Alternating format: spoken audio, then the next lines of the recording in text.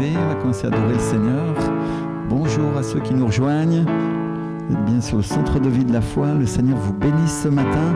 Et aujourd'hui, on va adorer le Seigneur. On va faire ce culte ensemble et adorer notre roi. Alléluia. Et je voudrais donner mon spécial salut à ceux qui sont en vacances aujourd'hui, qui nous regardent, qui regardent le culte. Le Seigneur vous bénisse. On vous attend, vous nous manquez ici.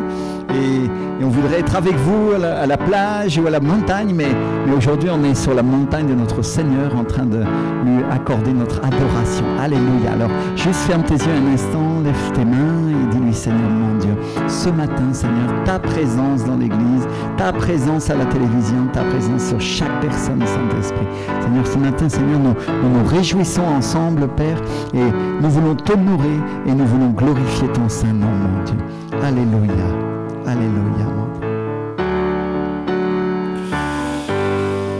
Alléluia, Seigneur.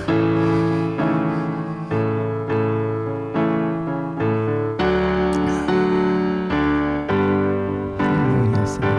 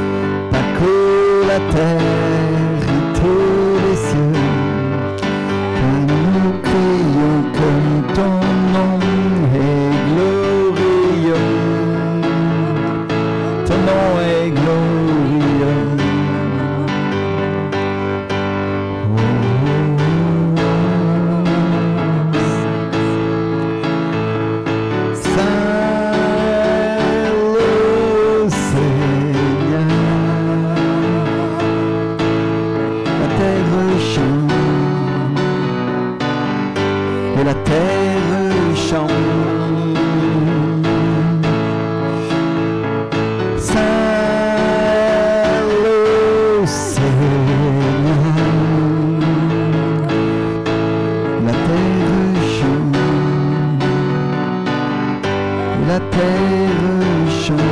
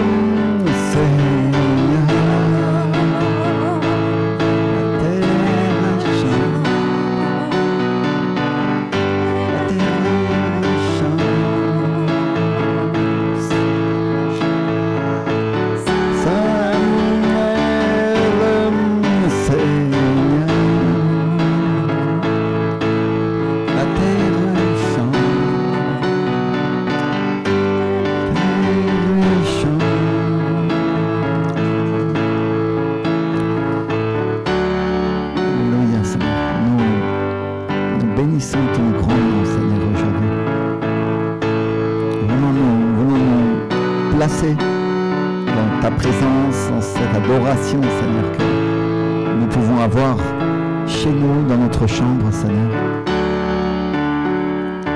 Et nous voulons te dire combien tu comptes pour nous, Seigneur Jésus, combien tu es important, Seigneur.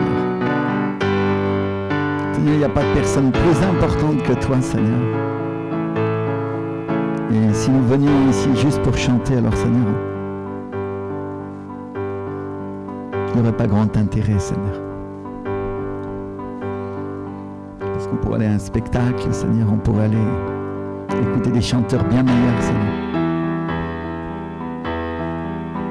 Mais notre objectif, en nous tournant vers toi, Seigneur, aujourd'hui, c'est de venir te rendre un culte, Seigneur. Et pendant que nous nous humilions, pendant que nous nous prosternons, pendant que nous t'adorons, Seigneur, nous savons que tu envoies sur l'Église ta bénédiction pour toujours, Seigneur. Oh, Reba Kishata Mama Mama Mama Shasha. Roba Baba Kika Kika Mobo Bobo Boba Sheka Baba Baba Sheka Baba Baba. Oh, Reba Baba Baba Baba Sheka Baba Sheka Baba Shoto Koriba Kishaya. Seront maintenant les forteresses, seront l'incrédulité, seront la crainte. Maintenant s'arrête au nom de Jésus de Nazareth. Et Seigneur, alléluia, alléluia, victoire totale. Déclare avec moi, victoire totale. Ici au centre de vie de la foi, Seigneur. Ici sur chaque lieu de vacances, Seigneur. Où nos frères et nos sœurs se réunissent ici pour t'adorer, Seigneur, par écran interposé, Seigneur. Oh Seigneur, alléluia, ta bénédiction sur l'Alsace, Seigneur, maintenant. Maintenant, maintenant, maintenant. Oh Seigneur, sur chaque personne, Seigneur, qui appartient à cette église, mon Dieu, et qui est connectée en ce moment, Seigneur. Nous envoyons ta bénédiction, mon Dieu. Alléluia. Alléluia. Seront la ruine, seront la pauvreté maintenant au nom de Jésus de Nazareth. Les yeux s'ouvrent, Seigneur, pour obtenir ce qui vient d'en haut. Alléluia. Alléluia. Laisse tomber tes soucis ce matin. T'occupe pas de ce que le diable t'a persécuté, t'a opprimé, t'a dérangé cette semaine, peu importe. Aujourd'hui, simplement, lève tes yeux spirituels vers le ciel et décrète avec moi les merveilles de notre Dieu. Alléluia. Alléluia. Décrète avec moi. Il a fait de moi la tête et non la queue. Alléluia. C'est écrit dans le livre de Deutéronome, je crois. Alléluia. Oh, Rebaki Sante Mante Monte Mante Mante Mante Bo Rebaki Santa. Oh, papa, il m'a accordé la victoire, Seigneur. Alléluia. Et je me réveille, Seigneur, du sommeil spirituel dans lequel j'étais, Seigneur. Et maintenant, Seigneur, j'ouvre les yeux sur les choses célestes maintenant. Alléluia. Alléluia. Décrète avec moi, j'ouvre mes yeux sur les choses célestes, Seigneur. Le terrestre est resté de côté, Seigneur, et le céleste prend la place, Père. Alléluia. Parce que ce qui est au ciel, Seigneur, va arriver aussi sur la terre. Oh, Rebakishate Mote Baribaki Sante Mante Monte Koita. Seigneur, le terrestre est le résultat du céleste, Seigneur. Et quand tu as envoyé ta parole, Seigneur, nous avons été créés, mon Dieu. C'est pourquoi nous voulons placer nos regards sur Jésus, qui est l'auteur et le consommateur de notre foi, Seigneur. Celui qui crée par une seule parole, Seigneur, un seul mot de ta bouche et je serai guéri, Seigneur. Alléluia, un seul mot de ta bouche et je serai restauré. Un seul mot de ta bouche, Seigneur, et ma victoire, Seigneur, prendra pied, Seigneur. Alléluia. Décrète aujourd'hui, victoire totale aujourd'hui. Plus.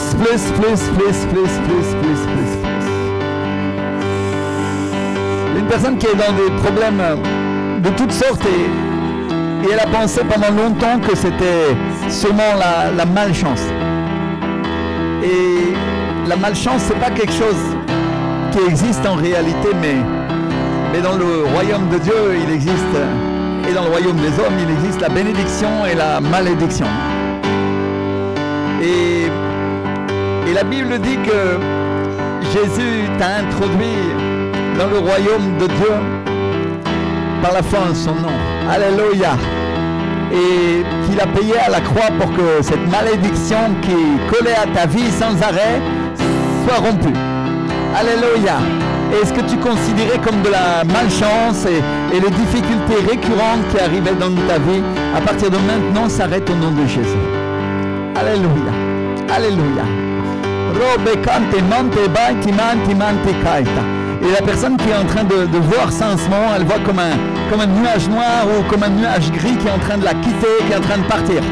Et c'est une malédiction, mais le Seigneur, lui, est la source de toute bénédiction et il a décidé de couvrir ta vie.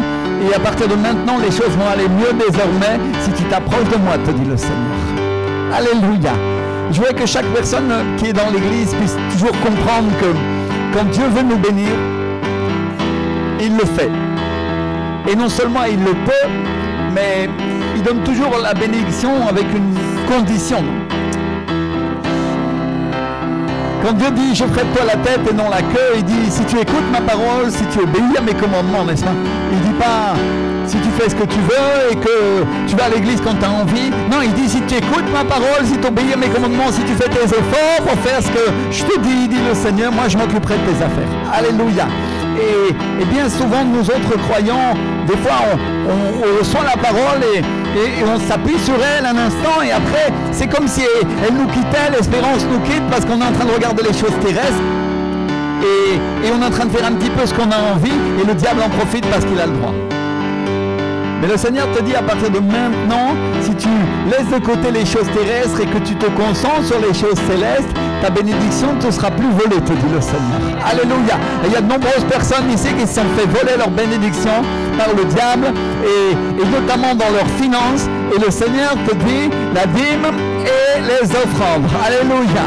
Oh, Rebaki Shate Moto Korabaki Sante Monte Karamanamash. Roba qui santemaït, la dîme et les offrandes, c'est la solution et c'est la clé pour recevoir sa bénédiction. Alléluia. Alléluia. Oh, Reba qui santemaït. Il y a d'autres personnes qui se sont fait voler parce que simplement elles ont laissé l'ennemi pénétrer dans leur cœur et arracher la foi que Dieu y avait placée. Et on trouve ça dans la parabole du semeur où l'ennemi vient et il arrache la semence que Dieu a plantée. Et pour que l'ennemi ne puisse pas arracher la semence, il faut qu'elle ait des racines profondes. Et il faut que ces racines aillent jusqu'aux eaux. Alléluia! Et la Bible nous parle d'un arbre planté près d'un cours d'eau. Et en disant ça, elle parle du Saint-Esprit qui est un fleuve. Alléluia!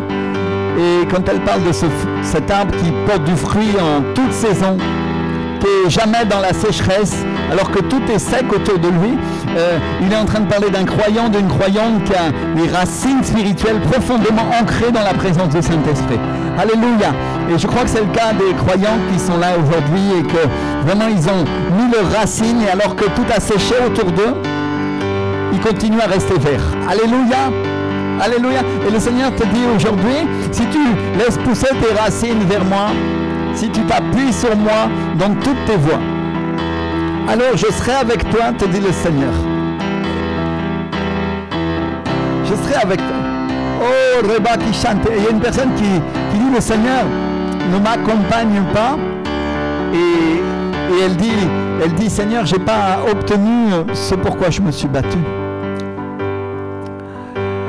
Et le Seigneur te dit aujourd'hui, ce n'est pas à moi de t'accompagner, mais c'est à toi de me suivre. Il y a de nombreux croyants qui sont dans ce cas-là, ils ont fait leur propre volonté, et ils ont expérimenté un petit peu, ils ont récolté, ils ont eu une récolte, mais la récolte n'était pas comme ils l'ont espéré. Et la difficulté qui est venue sur eux est venue à cause du fait qu'ils ne suivaient pas le Seigneur, mais qu'ils s'attendaient à ce que le Seigneur les suive eux. Et le Seigneur te dit aujourd'hui, si tu me suis et que tu fais ma volonté, si tu me places en premier, alors le Seigneur te dit, alors tu verras les merveilles et les miracles qui viendront sur ta vie. Alléluia. Alléluia. Ropa ki karimam bebe bebe shaite mi shaite de mi soto koriba kisaya. Oh, alléluia, alléluia, alléluia. Cher Saint-Esprit, remplis, remplis, remplis, remplis, remplis. Celui qui est dans l'église, celui qui est à la télévision maintenant, Seigneur. Celui qui est sur son lieu de vacances en train de nous regarder. Celui qui a eu des difficultés pour venir et qui dit, Seigneur, je voulais ma part et Seigneur, j'ai été empêché. Seigneur. Oh mon Dieu. Remplis, remplis, remplis, remplis, remplis. Remplis, remplis, remplis, remplis. Le fleuve de ta miséricorde, le fleuve de ta bénédiction, Seigneur. Remplis, Père. Remplis, mon Dieu. Oh, Reba qui chape et popo, reman, bébé, bébé, bébé, bébé, seya. Plus, plus, plus, plus, plus, plus, plus, plus. Plus, plus, plus, plus, plus. Rempli du Saint-Esprit ce matin, rempli de sa présence. Juste ferme tes yeux un instant. Et le Seigneur, tu comptes pour moi et Seigneur, je suis bien content d'être ici, Seigneur. Bien content de pouvoir adorer ton saint nom, Seigneur. Alors que les gens en France font de pire en pire, Seigneur. Alors que le pays est au bord de la révolte, Seigneur. Alors que les prix ont augmenté, Seigneur. Alors qu'ils annoncent une 4e vague de Covid, Seigneur. Nous sommes là vivants, Seigneur, et nous adorons ton saint nom. Décrète avec moi, Seigneur, nous sommes bénis, Seigneur. Tu as épargné nos vies, Père. Alléluia. Combien ils ont de la reconnaissance pour ce que Dieu a fait pour eux. Peut-être on n'a pas obtenu tout ce qu'on attendait de la part de Dieu. Et il va y avoir un temps pour ces choses. Mais je crois qu'on peut au moins avoir de la reconnaissance pour le fait qu'il nous a gardés et nous a protégés. Là où tant d'autres sont morts, où tant d'autres ont été dans des difficultés incommensurables, Nous sommes toujours là. Alléluia. Décrète avec moi, nous sommes toujours là. Oh, rebaki sate moto, rebaki sante moto de karibaki baya soto koribaki maya shoro bakore mahai mesheka mahambe keribishate brisonte bishaita. Parla langue. Kope tani mante pore maki sante bore baki shate monte karimaya mashaita. Roba bobe ba mi shabe bebe shash. Oh koba bini kerimerina site rimerina yerishe karimante kora baba. Oh se rompt maintenant. Tout empêchement pour les choses de l'esprit dans l'église en nom de Jésus.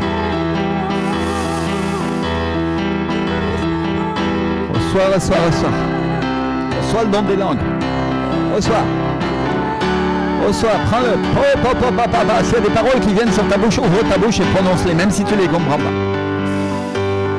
Parce que les langues, ça marche comme ça. C'est une parole que tu donnes, qui est poussée par l'Esprit du Seigneur, mais pour toi, elle n'a pas de sens. Mais pour le Saint-Esprit, oui. Alléluia. Et au fur et à mesure que tu les prononces, tu vas non seulement sentir la présence de Dieu, mais il va se passer aussi quelque chose qu'à un moment tu vas comprendre certaines paroles. Alléluia. Et la Bible nous dit demandez les dons les meilleurs. Et le don des langues, c'est un don qui permet de s'édifier soi-même. Édifier, ça veut dire construire ta vie spirituelle. Et quel meilleur don que le don des langues pour construire la vie de l'esprit que tu ne comprends pas. Alléluia. Pourquoi? Parce que quand tu prononces ces paroles en langue, ça t'oblige à le faire par la foi. Alléluia. Parce qu'au départ, tu ne les comprends pas. Elles n'ont aucun sens pour toi.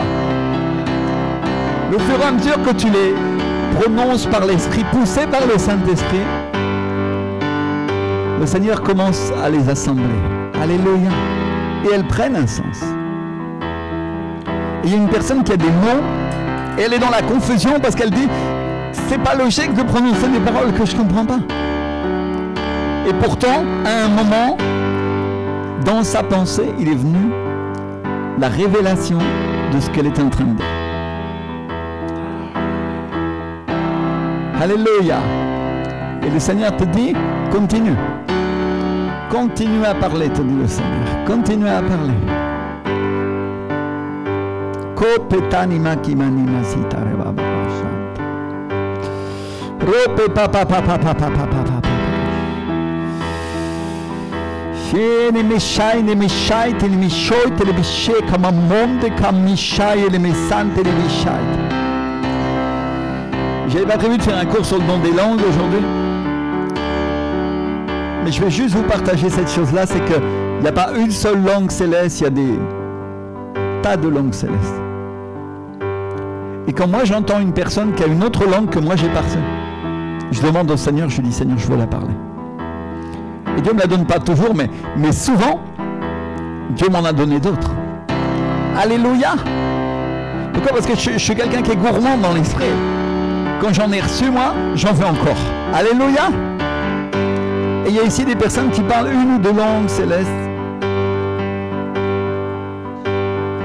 Et le Seigneur veut augmenter ce quota qu'il y a dans leur vie. Demande au Seigneur. L'emisali mantibei amasote bati paurimam biferibi kishante bislama.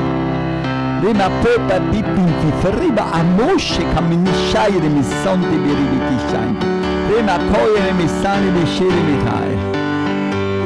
Roma mama shi popora maminte keribi nagai amasete riba ata karina risanta mai. Si tu ne comprends pas tous les mots, le Saint-Esprit, oui. Et crois-moi qu'en langue, tu peux donner une louange à Dieu qui est bien supérieure à celle que tu pourrais donner avec ta pensée.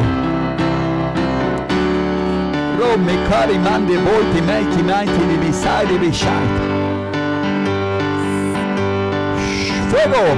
Feu! Feu dans l'église! Feu à la télévision maintenant! Le feu! S'allume le feu de Mtabé! Maintenant! Feu de la passion pour Jésus. Oh!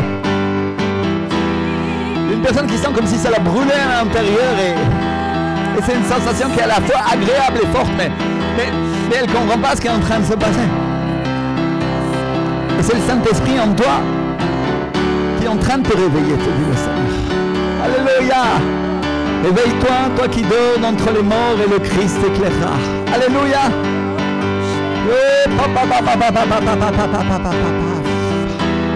Enfin, ma soeur, le réveil, c'est pas pour les gens du monde, c'est pour l'Église. L'évangélisation, c'est pour les gens du monde, pour qui connaissent Jésus. Mais le réveil, c'est pour celui qui est un croyant et qui est resté endormi. C'est pour celui qui est un croyant et qui n'a pas compris les choses spirituelles, les choses célestes, et qui a besoin que Dieu éclaire sa vue. Alléluia.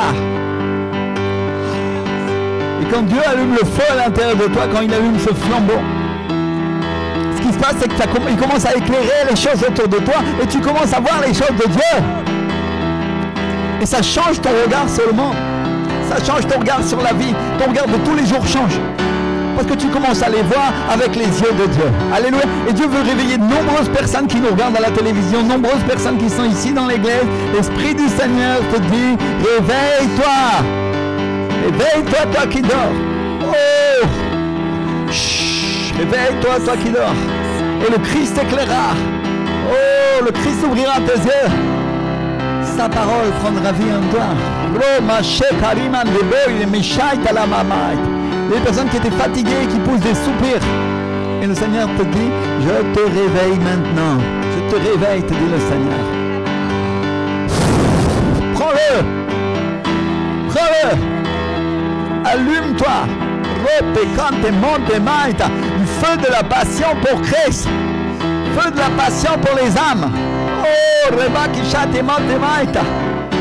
Et mon frère, ma soeur, une des conséquences du réveil dans l'église, quand l'église se réveille et qu'elle n'est plus endormie, c'est qu'elle commence à évangéliser. Et ça devient alors un bénéfice pour le monde. Parce qu'elle commence à parler avec des paroles de l'esprit. Et quand les gens les entendent, alors ils sont convaincus et ils viennent à l'église. Est-ce que la Bible ne dit pas que c'est pas nous qui pouvons convaincre le monde, mais que c'est le Saint-Esprit qui convainc de péché, de justice et de jugement? Combien ont déjà prêché des personnes et leur ont dit, tu as besoin du Seigneur Jésus. Et si tu ne te repens pas, tu iras en enfer. Comme chaque personne qui ne connaît pas le Seigneur, parce qu'elle a besoin du salut. Et on dirait que c'est un langage, on dirait que c'est des mots qui, à certaines personnes, ça ne leur rentre pas dans le ciboulot, comme on dit. C'est comme s'ils rejetaient ces paroles, c'est comme si pour eux, tu essayais de leur donner à manger quelque chose qu'ils n'arrivent pas à manger. Et il y a plusieurs cas, il y a plusieurs possibilités. La première, c'est que c'est une personne qui, malheureusement, appartiendra pas au Seigneur. Parce que Dieu choisit aussi ceux qu'il veut sauver. Et il dit, mes brebis, écoute ma voix. Mais il y a aussi une autre possibilité. C'est que ce ne soit pas le temps de la personne encore. Et pendant un instant, elle rejette la parole de Dieu. Mais plus tard, elle va s'en rappeler et elle viendra au Seigneur Jésus. Alléluia. Et il y a encore une troisième possibilité. Et cette possibilité, c'est que quand tu prêches cette parole, elle est activée par l'Esprit et c'est le temps de la personne et elle reçoit la parole et elle dit « Waouh, cette parole est venue juste à temps pour moi et je te crois. » Et je ne sais pas pourquoi, parce qu'avant je ne croyais pas ces choses, mais maintenant je les crois. Alléluia. Et il y a une personne qui nous regarde en ce moment et elle est dans ce temps, en ce moment. Et sa maman l'a prêché et l'Esprit du Seigneur te dit « Je suis avec toi, relève-toi, relève-toi. »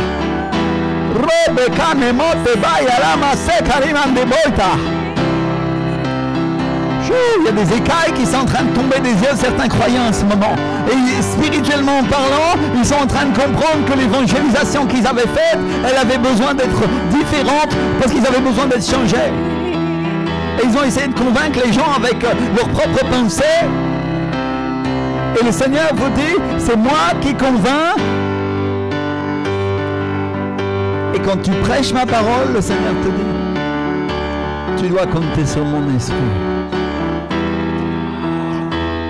Mon frère, il n'y a aucune personne parmi nous qui est capable de sauver les autres. s'il a fallu que le Seigneur paye à la croix pour que nous soyons sauvés nous-mêmes. Mais parce que nous ne sommes pas capables de nous sauver, mais que le Seigneur, oui, est capable de le faire. Ne crois pas que par tes propres forces, par tes propres moyens, tu vas amener le salut à quelqu'un d'autre. Mais par contre, si tu écoutes la voix du Saint-Esprit, si tu fais ce que le Seigneur te dit, au moment où il te le dit, et de la manière dont il te le dit, alors la voix du Seigneur sera entendue à travers toi et elle aura de la puissance. Oh, et c'est le temps que l'Église de France se réveille. C'est le temps qu'elle sorte de sa léthargie spirituelle et de la religion dans laquelle le diable l'a emporté. Oh, celle qui l'a fait s'asseoir sur sa fange et sur sa lie. Et croire que le temps n'est pas venu parce que le temps est là, dit le Seigneur. Ouvre les yeux et regarde. Les champs sont prêts pour la moisson. Le Seigneur te dit prêche et prêche sans relâche. Peu importe s'il te persécute, peu importe s'il t'oublie, peu importe si tu penses que ça n'apportera pas de fruits. Parce que le Seigneur te dit, je suis le maître de la moisson. Et il y a des épis qui sont sur le point d'être récoltés, dit le Seigneur.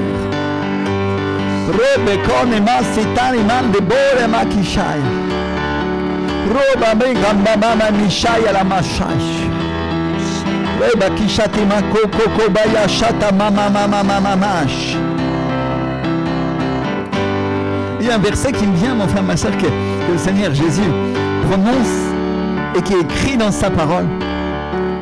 Et il dit, ma nourriture, c'est de faire la volonté de qui? Du Père, n'est-ce pas? Alléluia. Ça, c'est la nourriture du Seigneur Jésus. Et c'est la nôtre aussi. Dis avec moi, ma nourriture, c'est faire la volonté de celui qui m'a envoyé. Si la volonté du Seigneur, c'est que nous prêchions en tout temps. En tout temps, ça veut dire en toutes circonstances, quel que soit le moment, qu'il soit favorable ou non. Il y a des fois, tu vas annoncer la parole et ça ne semble pas favorable. Et la personne va rejeter cette parole et tu vas devenir son ennemi même. Simplement parce que tu as prononcé le nom de Jésus. Et le Seigneur te dit, mais cette opportunité est la bonne. Parce que quand cette personne aura des problèmes, quand elle aura des difficultés, elle se souviendra de ce que tu lui as dit et elle viendra vers moi, dit le Seigneur.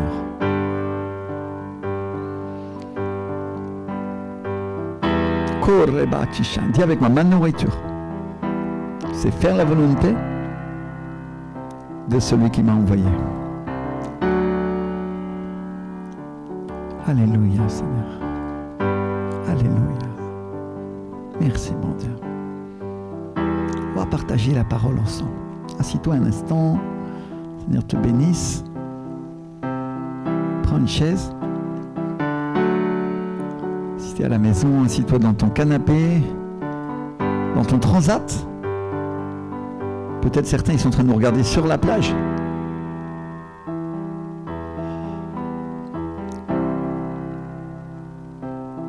Et on va partager ensemble cette parole.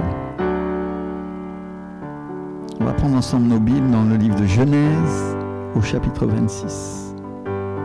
Genèse, c'est le premier livre de la Bible, dans l'Ancien Testament. Et on va lire ensemble les versets 1 à 4.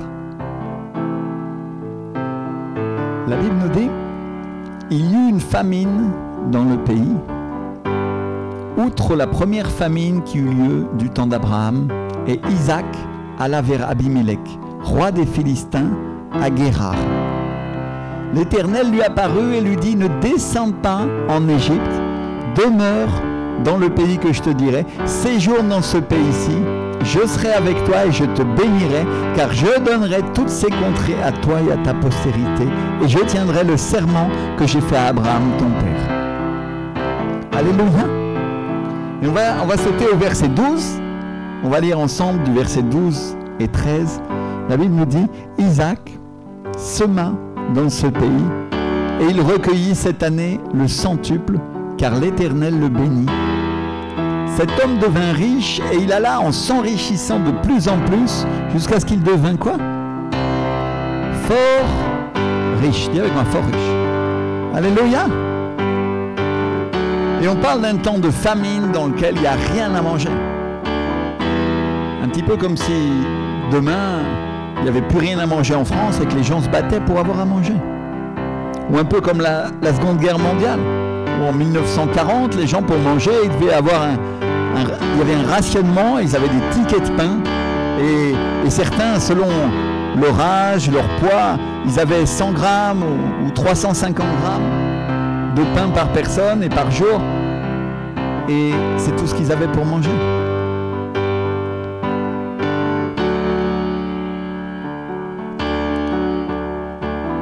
Et quand il y a une telle récession économique, où que personne n'a plus de travail ou d'argent, et que les gens ne savent plus quoi faire pour avoir à manger ou pour payer leur loyer ou leurs vêtements, comme ça a été le cas en Grèce il y a quelques années.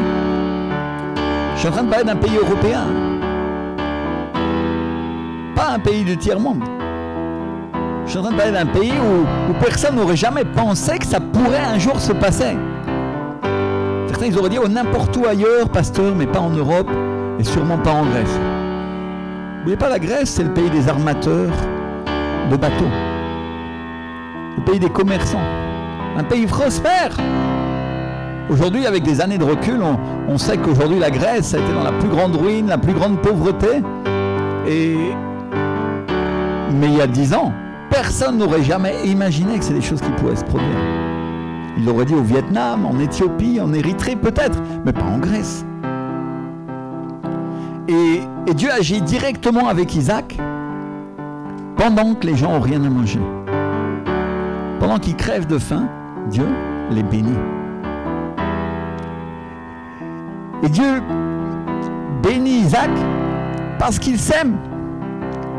Il le bénit parce qu'il s'aime par la foi en fonction de sa parole.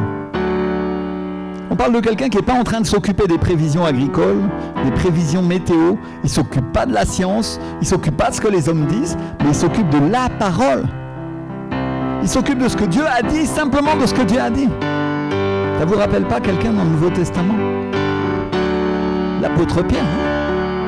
L'apôtre Pierre, on n'a rien pris de toute la nuit, Seigneur, mais sur ta parole, je jetterai le filet. Alléluia. Et il fait une pêche, comment? Miraculeuse. Il fait une pêche qu'il enrichit en tant que patron de pêche, qui va payer les salaires de ses ouvriers, qui paye les salaires de sa barque, alors qu'il n'avait rien pris, strictement rien. D'un seul coup, il fait une pêche tellement importante qu'il est obligé d'appeler les autres. Il est obligé d'appeler l'autre barque pour l'aider. Et quand je préparais cette prédication, le Saint-Esprit m'a dit, dis-leur que c'est ce qui va se passer. Vous allez prendre une quantité de poissons parce que vous vous appuyez sur moi, parce que vous vous appuyez sur ma parole. Alléluia. Parce que vos yeux voient ce que moi je donne et pas ce que vos yeux vous disent, dit le Seigneur. Alléluia. Sur ma parole, vous jetterez le filet. Et donc Dieu bénit Isaac pendant qu'il semait sur cette terre. Et peut-être que les Philistins, ils avaient semé aussi, mais que ça ne leur avait pas donné de fruits. Ou peut-être qu'à cause de la sécheresse, ils ont gardé leurs semences pour plus tard. Comme il y en a qui gardent leurs dîmes ou leurs offrandes, ou qui ne partagent pas la parole tout de suite, parce qu'ils pensent qu'ils en ont besoin maintenant, et ils la gardent pour plus tard. Et cet homme sème à cause d'une parole de Dieu, et il commence à prospérer. Alléluia. Et Isaac, c'est le fils de la promesse. Isaac, c'est le fils qui s'appuie sur les promesses de Dieu. Il représente Jésus. Il représente tous ceux qui croient et qui s'appuient sur la parole. Et Dieu te dit en ce moment, si tu sèmes et que tu sèmes maintenant, tu vas voir les promesses de Dieu s'accomplir devant tes yeux. Alléluia. Je voudrais que chacun puisse comprendre qu'il n'y a que Isaac qui prospérait parce que les autres, eux, ne prospéraient pas. Il n'y a que Isaac qui s'enrichissait parce que les autres s'appauvrissaient. Et plus les choses allaient mal, et plus ils étaient mal eux aussi. Et ça arrive à un tel niveau, ces richesses arrivent à un tel niveau. La Bible nous dit qu'il est devenu très puissant. Dis avec moi, très puissant. Amen. La Bible nous dit qu'il a eu des troupeaux de menu bétail, des troupeaux de gros bétail et aussi un grand nombre de serviteurs.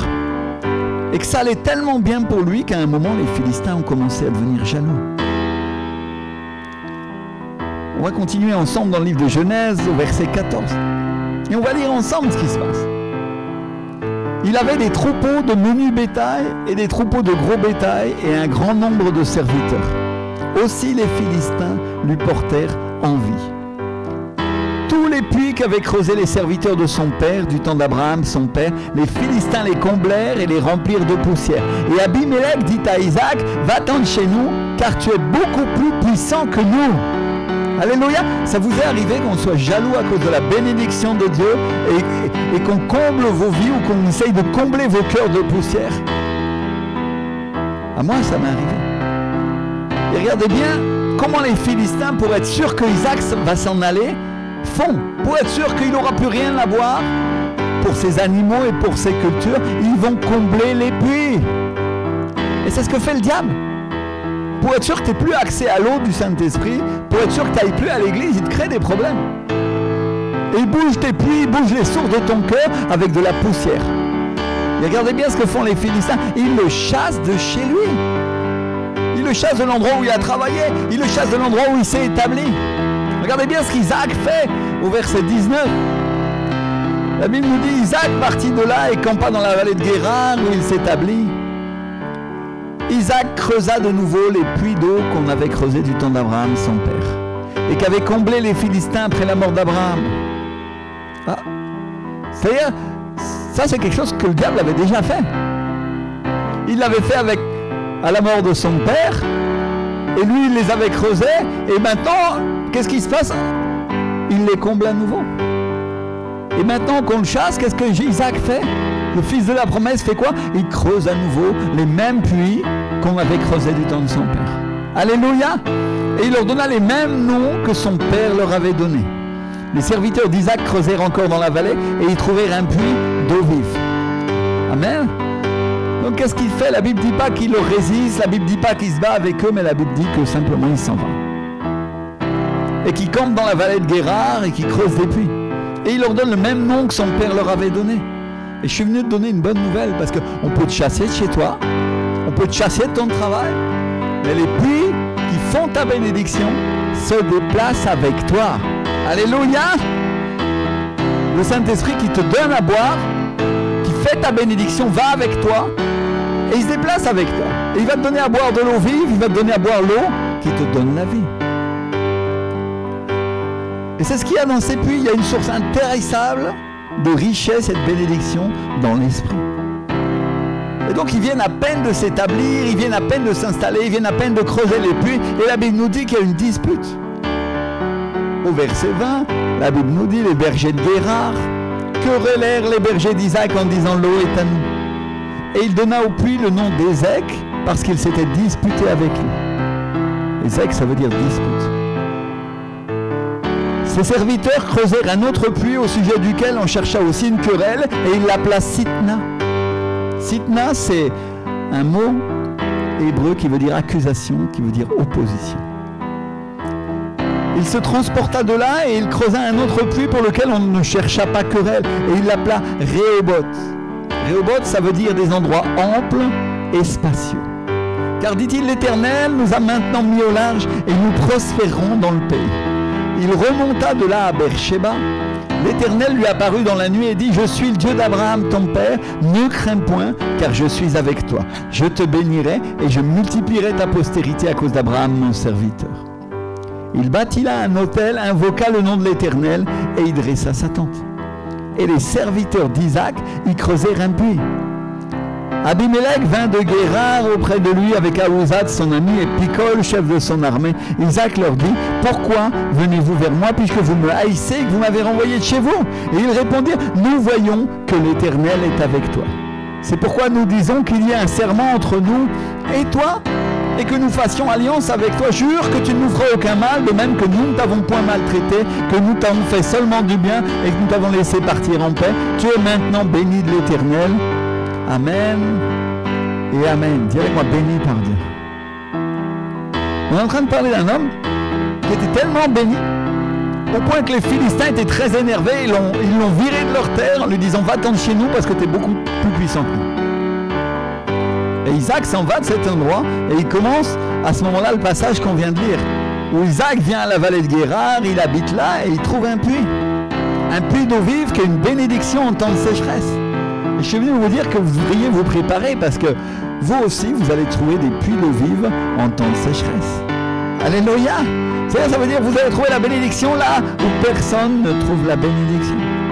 Vous allez trouver des richesses là où personne ne les trouve. Vous allez trouver la faveur là où personne ne les trouve. Vous allez trouver des portes ouvertes là où pour tous les autres, elles sont fermées. La Bible nous dit qu'il a creusé un puits d'eau vive et les bergers de Guérar sont venus et ils ont commencé à dire l'eau est à nous et une dispute a commencé à cause de ça. Il y a quoi, une dispute. Alléluia! Et on imagine que ça a dû être une grande dispute parce que sinon il ne lui aurait pas donné de nom. Parce que les serviteurs d'Isaac savaient que ce puits était à Isaac, mais les Philistins insistaient sur le fait qu'il était à lui.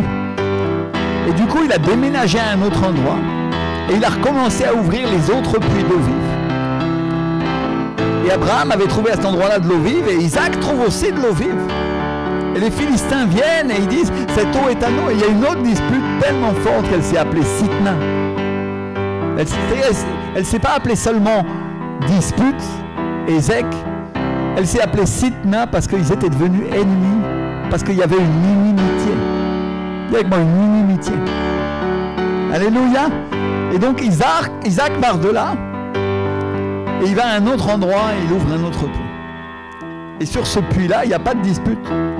Et ça a dû être un puits sûrement extraordinaire parce qu'il l'a appelé Rehoboth, qui veut dire largeur, endroit large et spacieux. Et il vient à Beersheba et il y trouve encore un autre puits. Et à ce moment-là, personne ne trouvait de puits. Personne ne prospérait sur la terre. Mais Isaac, lui, avait la bénédiction de Dieu. Et le roi des Philistins vient avec le capitaine de son armée. Et Isaac leur dit, pourquoi vous venez vers moi puisque vous me détestez, puisque vous m'avez chassé de chez vous? Et eux, ils ont dit, parce qu'on a vu que Dieu est avec toi. Alléluia, on a vu que tu es un homme béni par Dieu. Vous savez, il y a un point de rupture. Isaac sème sur la terre et les Philistins font la même chose, mais la seule semence qui donne du fruit, c'est la sienne. Et Isaac creuse un trou dans la terre et il trouve de l'eau alors que les autres aussi creusent des trous et ils ne trouvent rien. Et ça arrive une fois, 2 fois, 3 fois et même 4 fois et tout d'un coup il y a une brèche qui se crée et il y a un point dans l'esprit où tes ennemis vont venir et ils vont te dire basta, maintenant ça suffit, c'est assez, nous savons que Dieu est avec toi. Alléluia, nous savons que tu es un homme et tu es une femme de Dieu. Amen. Alléluia. Oh reba ki shatema tebaya. Alléluia. Nekebeke santa.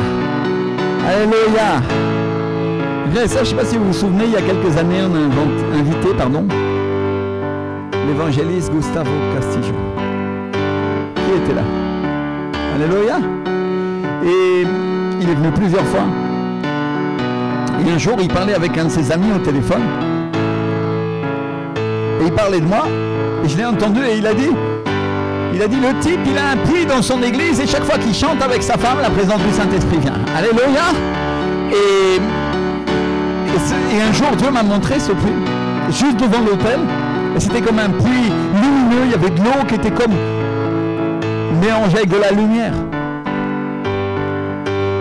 Et l'eau débordait quand on chantait. Et on était encore à l'hôtel Formule 1, pour ceux qui se rappellent. Alléluia. Juste devant la console, moi je me souviens de l'endroit exact où il y avait le puits.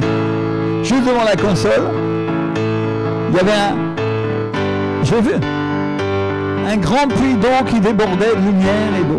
Alléluia. On parle d'eau spirituelle, parce que dans le naturel, il y avait juste le carrelage.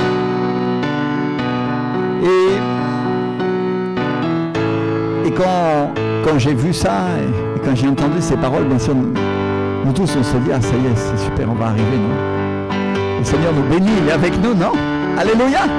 Mais la réalité, c'est que tout de suite après sont venus les problèmes. Tout de suite après, les gens commençaient à discuter avec nous. Tout de suite après, les gens ont commencé à partir de l'église, ils ont commencé à se disputer. Et les autres pasteurs qui nous avaient jamais aimés, qui nous ont toujours détestés, ils ont commencé à nous faire de la mauvaise publicité. Et quand je préparais cette prédication, le Saint-Esprit m'a dit, dis-leur qu'il vient le point de rupture. Alléluia. Dis-leur qu'il vient le point de rupture pour l'Église. Et donc, chaque fois qu'on nous a maltraités, chaque fois que les hommes et les femmes de Dieu nous ont maltraités, on est parti sans rien dire. Et on a recommencé à creuser. Et il va venir le moment où tous ceux qui vous ont fait du mal, tous ceux qui vous ont chassé, vont être obligés de reconnaître que je suis avec vous, vous dit le Seigneur. Il vient un point de rupture pour cette Église. Et ce qui vous avait empêché d'avancer, ce qui vous avait empêché de prospérer dans la vie des gens, va s'arrêter. Et je vais vous prospérer grandement, dit le Seigneur. Alléluia.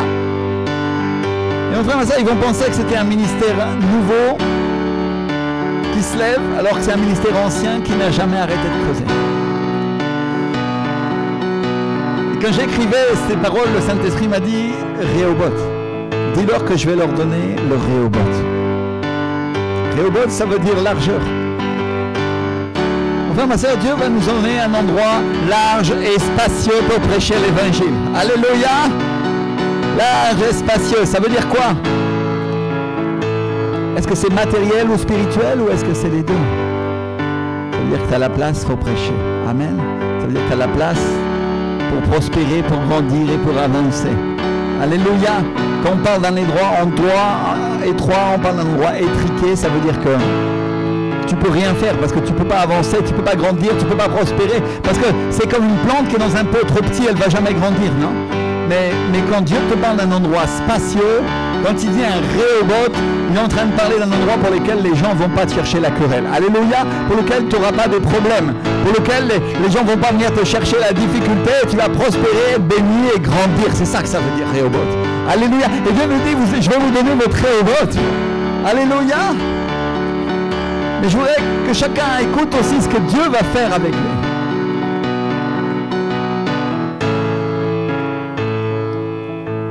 Parce que Dieu vous dit, vous seul, vous allez récolter. Vous seul, vous allez porter du fruit. Alléluia.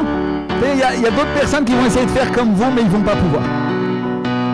La Bible nous montre que quand Dieu a ouvert la mer Rouge à ses enfants, les Égyptiens ont essayé de faire la même chose et ils ont péri dans la mer Rouge. La bénédiction de Dieu s'est ouverte pour les enfants de Dieu et pour les enfants de Dieu seulement. Alléluia. Dis avec moi, seulement pour les enfants du Seigneur. Alléluia. C'est pour ça que la prophétesse Myriam, quand elle est sortie, elle a chanté cette chanson que Dieu a jeté à la mer les chars du Pharaon et ses cavaliers. Alléluia. Parce que tous ceux qui les poursuivaient, tous ceux qui leur cherchaient des problèmes, tous ceux qui leur cherchaient des ennuis ont été engloutis dans la mer Rouge. Alléluia. Et c'est ce que Dieu va faire en ouvrant ce puits pour nous. Il va engloutir nos adversaires et la mer Rouge va se refermer sur eux. Alléluia. Merci Seigneur. Et le Seigneur est en train de te dire aujourd'hui, ils creuseront, mais ils ne trouveront pas d'eau. Mais où que toi tu poses la main, tu trouveras de l'eau vive. Dieu est en train de nous parler de conquêtes qui sont spirituelles, de conquêtes qui sont matérielles, et ça va produire de la jalousie. Alléluia. Oh, reba biba mima qui sante moko fo reba qui chate mate kora bababash. Yeshekere mekena yeshekare manash. Et mes frères, ma soeur, faut savoir une chose, c'est quand tu commences à réussir, tu commences à avancer dans ta vie personnelle, dans ta vie spirituelle, ou quand une église ou un ministère commence à avancer, à gagner du terrain, ça produit des jalousies. Et ça produit des ennemis. Et c'est mieux de se préparer parce que Dieu est avec nous. Alléluia. Mais il y a une chose que Dieu nous dit aussi, c'est qu'il va nous donner le point de rupture. Dis avec moi le point de rupture. Il va donner le point où ils vont revenir à toi, ils vont dire basta, on n'a plus de dispute avec toi. Parce qu'on a compris que Dieu est avec toi. On a compris que tu es vraiment un homme de Dieu. Et donc on parle de batailles qui ont lieu au niveau spirituel et pour lesquelles des années après, les gens ont dû reconnaître que les hommes qu'ils ont critiqués ou qu'ils ont rejetés étaient finalement des hommes de Dieu. On pourrait parler de Martin Luther, au XVe siècle, qui a commencé à traduire la Bible et l'a enseigné en allemand. Alors que l'Église catholique l'enseignait uniquement en latin, n'est-ce pas? Et elle prêchait en latin. Et le peuple de Dieu, depuis longtemps, ne comprenait plus le latin. Et ça a été une onction qui s'est étendue à l'Angleterre, à l'Espagne, à toutes les nations. Et pendant ce siècle et le siècle suivant, des Bibles ont été imprimées dans toutes les langues. Mais il y a eu une attaque, il y a eu une résistance qui est venue de la part de l'Église.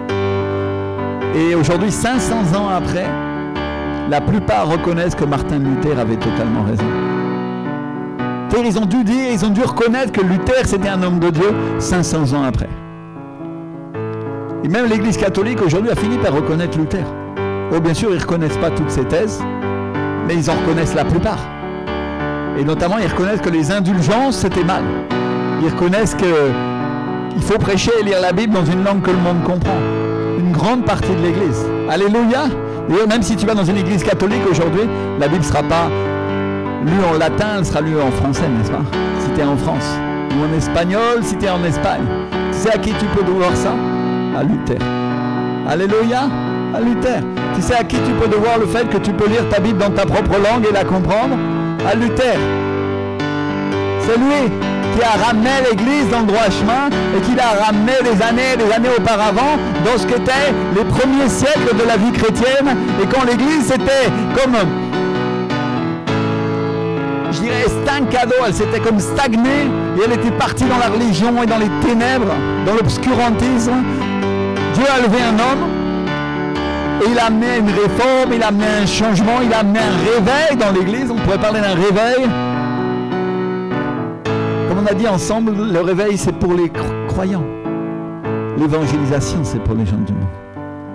Le réveil c'est quand Dieu ouvre les yeux de l'Église et les yeux des croyants et ils commencent à voir les choses comme Dieu les voit et à être remplis du Saint-Esprit. Et qu'est-ce qui se passe? Ils commencent à adorer Dieu et là où ils deviennent capables de prêcher et d'évangéliser et ils gagnent des âmes. Alléluia! Amen! Et avant que ces choses arrivent, avant qu'ils reconnaissent, d'abord ils ont été tués et ils ont été massacrés. Il y en a qui ont entendu parler de la Saint-Barthélemy en France, le massacre des protestants par les catholiques. Des fleuves de sang qui portaient des corps. Pour qu'un jour, ici on puisse lire la Bible en français. Alléluia! Il y a un prix. Il y a un prix pour qu'on reconnaisse que tu avais raison quand tu amènes quelque chose qui vient de Dieu. Et donc qu'est-ce qui se passe avant que viennent les choses? Qu'est-ce qui se passe avant qu'elles arrivent? Qu'est-ce qui se passe avant que vienne la bénédiction? En général, il vient l'épreuve.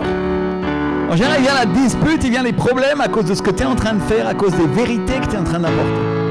Et si tu as été choisi pour amener un changement dans l'Église, dans la manière de faire, et que tu as une onction pour ça, et que tu n'es pas un rebelle, ou que tu n'es pas en train de te rebeller, mais que tu sers Dieu avec humilité, en général, les hommes et les femmes qui vont devoir subir ces changements, ils ne vont pas comprendre, ils ne vont pas être d'accord avec toi. Et ils vont commencer à te persécuter à cause de qui tu es, et à cause de ce que tu es en train de faire, et à cause de ce que tu es en train d'amener de la part de Dieu. À cause de ce que tu es en train de dire. Pourquoi? Parce qu'eux, ils vont dire qui t'es toi pour parler de ces choses, qui t'es pour les dire. Et le Seigneur te dit, il vient un point de rupture.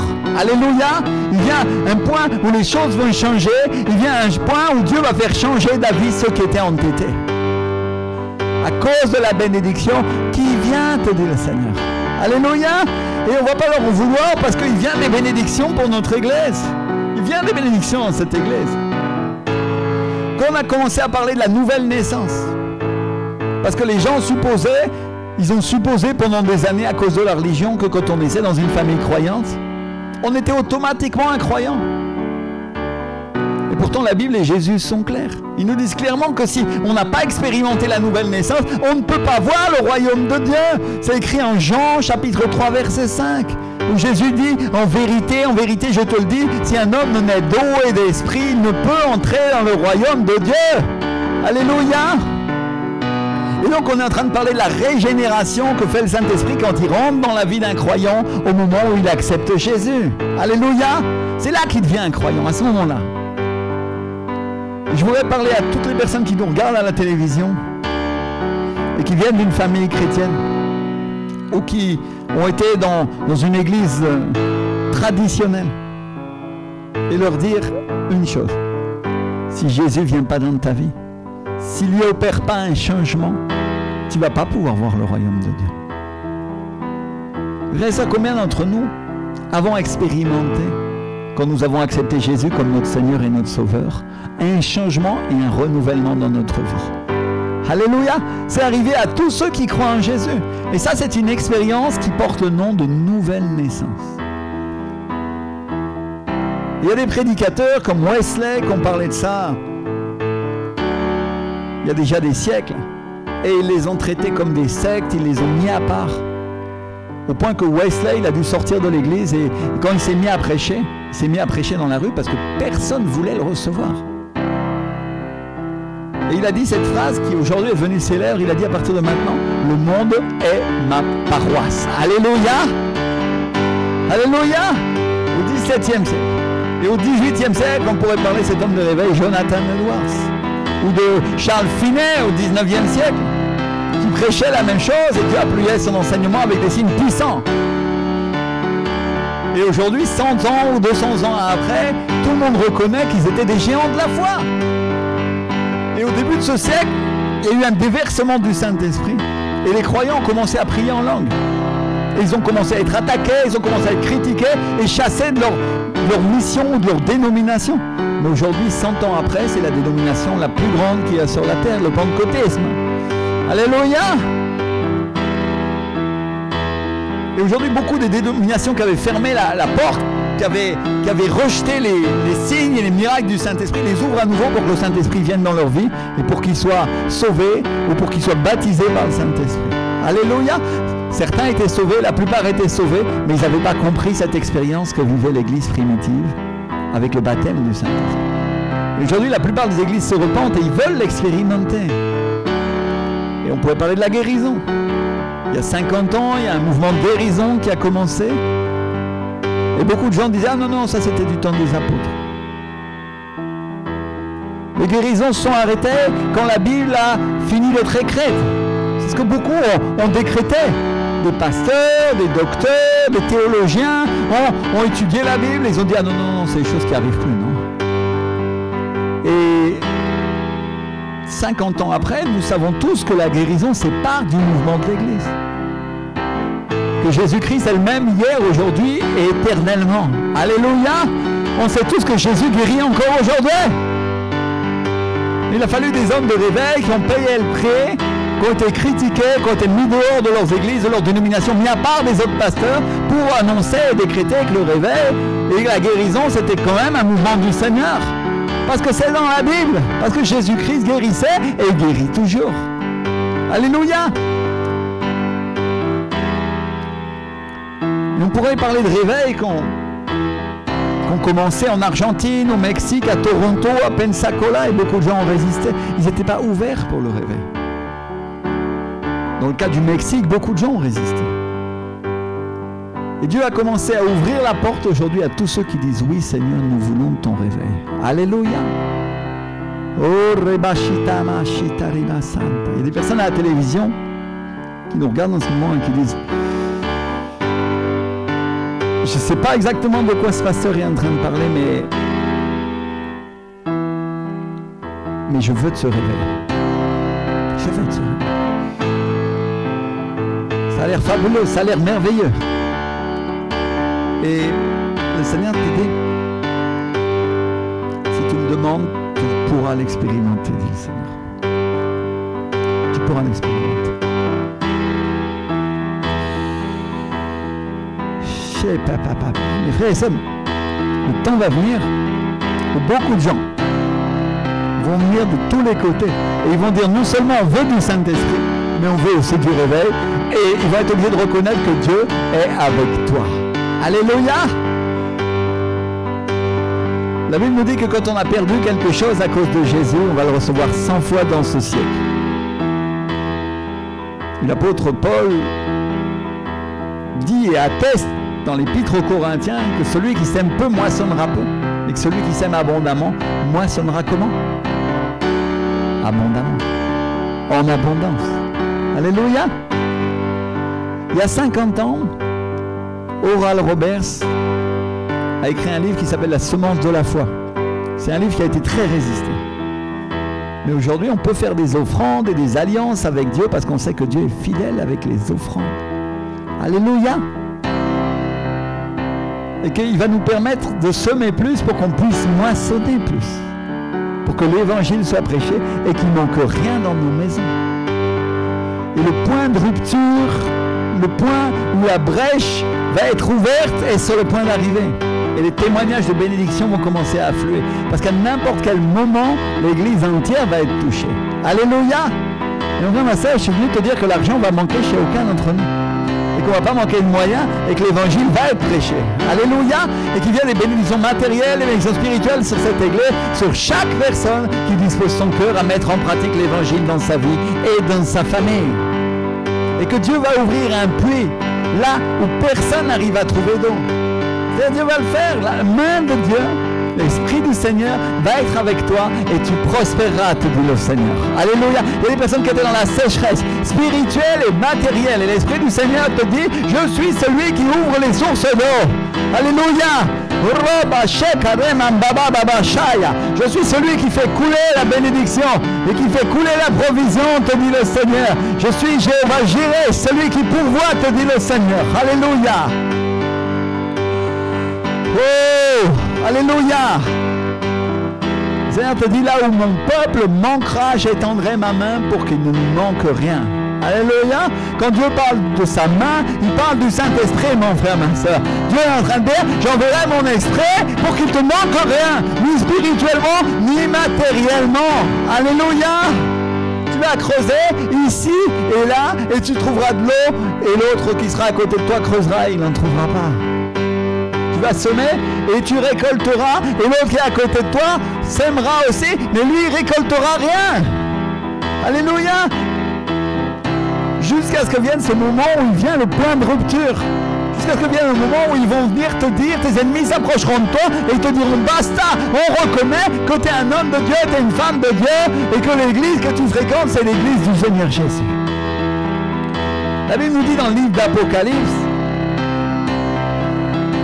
en Apocalypse 3:9, voici je te donne ceux de la synagogue de Satan qui se disent juifs et ne le sont pas, mais qui mentent. Et le Seigneur dit, voici je les ferai venir se prosterner à tes pieds et connaître que je t'ai aimé. Alléluia. Et le Seigneur est en train de dire, je vais les faire venir tous. Donc il est en train de parler des religieux, n'est-ce pas? Ceux qui se disent qu'ils sont la synagogue, mais ils sont la synagogue du diable. Et ils se disent juifs, ils se disent chrétiens, mais ils ne le sont pas. Et Dieu dit, je les ferai venir se prosterner à tes pieds et reconnaître que je t'ai aimé.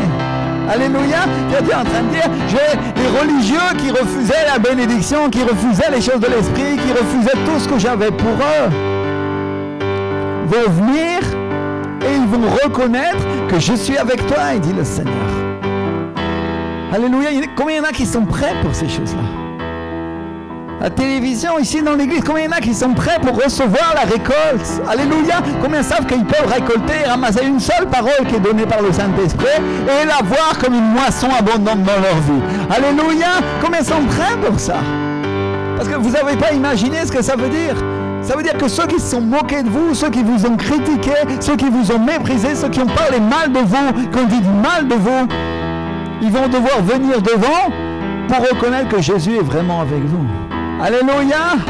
Il y a des personnes ici qui sont ici dans l'église et d'autres personnes qui sont à la maison et ils ont essayé de prêcher l'évangile, ils ont parlé à un tas de gens et les gens se sont moqués d'eux et ils ont tourné en ridicule et aujourd'hui ils sont la risée de leur quartier et le Saint-Esprit te dit et ils viendront et ils reconnaîtront, ils viendront à l'église et ils reconnaîtront que je suis avec toi, dit le Seigneur. Alléluia. Oh, Reba qui chante et maïta. Il y en a d'autres qui ont prêché à des personnes qui étaient religieuses et qui leur ont dit Dieu guérit, Jésus guérit. Qui leur ont dit le Saint-Esprit nous baptise et nous remplit et nous parlons langue et nous chassons les démons. Et ils se sentent comme rejetés, les personnes les ont tenus loin à l'écart comme des sectes. Et le Seigneur te dit je les ferai venir à toi et ils seront baptisés de l'Esprit et ils reconnaîtront que je t'ai aimé, te dit le Seigneur. Alléluia. Alléluia. Rome, peccate, baita. Le point de rupture, mon frère, ma soeur. Il y a avec moi le point de rupture. Et sur le point d'arrivée. Il y a un moment où le puits que Dieu t'a fait creuser à nouveau va porter tellement de fruits que l'eau va couler et elle va emporter tout le barrage. Alléluia. Combien il y en a qui ont vu ce barrage en Chine, gigantesque en ce moment, dans lequel il y a une brèche de 10 mètres. Parce que mon frère, ma soeur, l'homme peut faire beaucoup de choses pour essayer de retenir les eaux. Mais tu sais qu'est-ce que je suis venu te dire aujourd'hui? Contre l'eau du Seigneur, contre l'eau de l'Esprit, il ne pourra pas. Alléluia. Et le barrage que le diable avait construit à la parole de Dieu en France va s'effondrer. Parce que la brèche est sur le point d'arriver, dit le Seigneur. Et l'eau va commencer à s'écouler. D'abord, elle s'écoulera un petit peu, et ensuite, elle s'écoulera beaucoup, dit le Seigneur. Alléluia. Oh, alléluia, mon frère, mais ça prépare-toi parce qu'à n'importe quel moment, ça peut commencer à se passer et ça va commencer à arriver. Alléluia, à n'importe quel moment, ils vont venir et ils vont dire Dieu est vraiment avec vous. Alléluia. Alléluia, mon frère, ma soeur, prépare-toi parce qu'ici, on va devoir agrandir cette salle. Parce que ça ne va pas suffire pour contenir les gens. Alléluia, le nombre de personnes qui va venir. Et on va devoir faire plusieurs cultes parce qu'ils ne vont pas rentrer tous dans cette salle. Alléluia. Et les personnes qui vont à la télévision, le nombre va augmenter, il va exploser, ma soeur Rachel. Et tu vas devoir faire quelque chose parce qu'il va y avoir des personnes pour t'assister, parce que tu ne vas pas pouvoir gérer tous les réseaux sociaux en même temps et ça va être trop compliqué pour toi. Et l'Esprit te dit, je suis avec toi, apprends ma fille, te dit le Seigneur. Alléluia. Cours la parole de Dieu, cours le fleuve de Dieu, la provision, la bénédiction. Alléluia. Oh, mes frères et sœurs, il y a une chose que peut-être jamais vous avez vraiment appris. Et c'est le moment de la recevoir aujourd'hui. Parce que vous avez grandi, parce que vous êtes plus grand, parce que vous êtes un peu plus mature. Je vais vous enseigner aujourd'hui comment on ouvre un puits. Alléluia. Parce qu'il y a une manière de faire. Le temps de David, il y a eu une bataille avec les Philistins.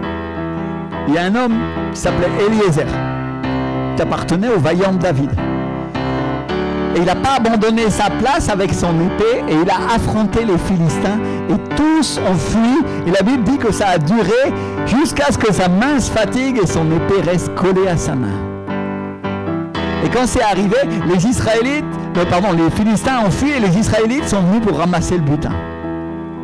Ça, c'est un puits. Parce que tu vas dire, où est-ce qu'ils ont trouvé ce butin? Quand ils sont retournés à la ville et qu'ils les ont vus revenir avec ce butin, quelqu'un a dû raconter que Eliezer avait l'épée collée dans la main et qu'il ne s'est pas laissé voler la bénédiction et qu'il leur a donné un butin. Alléluia. C'est-à-dire, tu veux ouvrir un puits, tu dois le prendre à partir de la parole. Parce que ces hommes qu'on vient de mentionner dans la Bible, qui sont des héros de la foi, ce n'étaient pas des rebelles de l'Église dans leur génération. Pour la génération dans laquelle ils étaient, ils l'ont été. Mais eux, ils voyaient avec clarté et leurs mains étaient collées à l'épée de la parole de Dieu. Et qu'est-ce qui se passe? Il y en a un qui s'est tenu dans le champ de lentilles avec son épée et il a dit « Je ne bougerai pas, je me tiens là avec la parole ». Et il est resté tout seul et il a obtenu la bénédiction pour son peuple. Alléluia. Mon frère, ma soeur, si un seul homme de Dieu se tient avec la parole de Dieu, la bénédiction va couler en France. Alléluia. Même si l'église est vide, même s'il n'y a personne d'autre qui se tient, si une seule personne se tient ferme avec la parole, le diable va fuir et nous allons ramasser les dépouilles.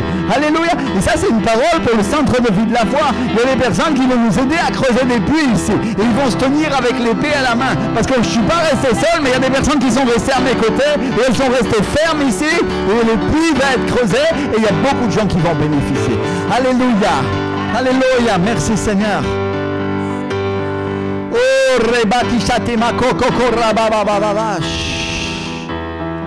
Enfin, ma soeur, la seule manière d'ouvrir un puits, c'est de le faire avec l'épée de l'esprit collée dans ton cœur.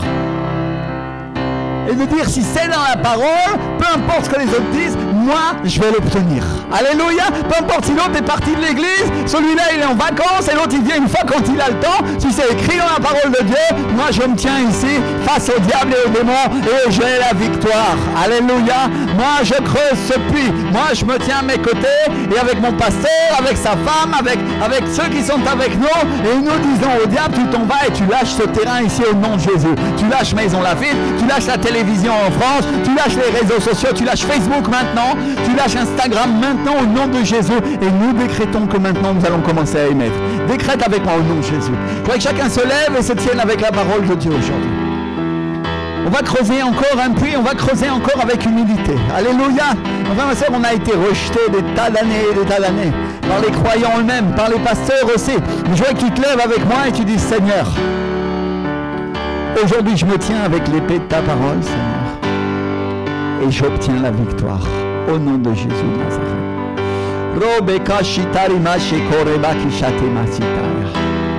Plus. Maintenant. Oui, maintenant. Oh, et je vais semer, Seigneur, et je vais obtenir la victoire, mon Dieu.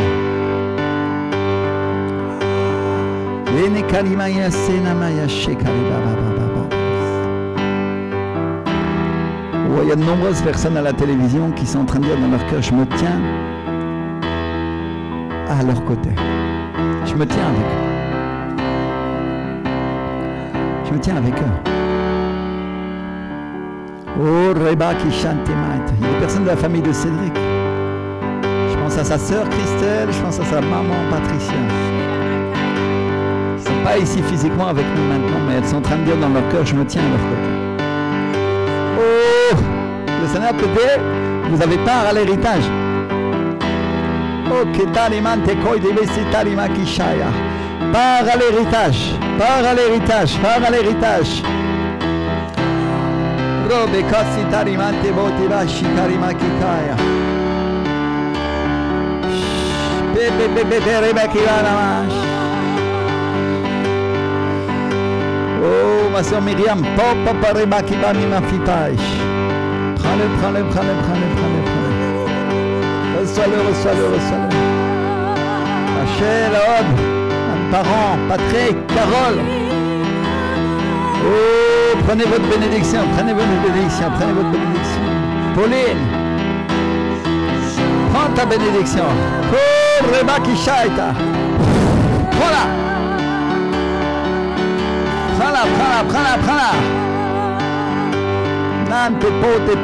Celui qui n'a pas abandonné, celui qui s'est tenu avec la parole parce qu'il a marché sur cette parole, le Seigneur dit, je vais le bénir et je vais le bénir en abondance.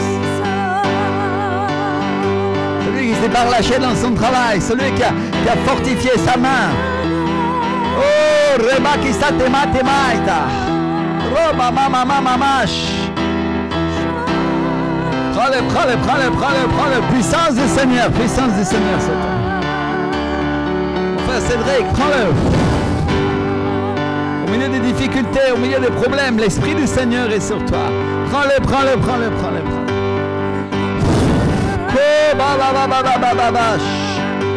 Pasteur Loïs. Oh, rebabababa. Ses fils. Pour ta famille, le Seigneur te dit, je te relèverai, Loïs. Je te relèverai, dit l'Esprit. Ne promène pas des regards effrayés, dit le Seigneur, car je suis avec toi. Et si tu mets la main à la charrue, je ne te rejetterai pas, dit l'Esprit.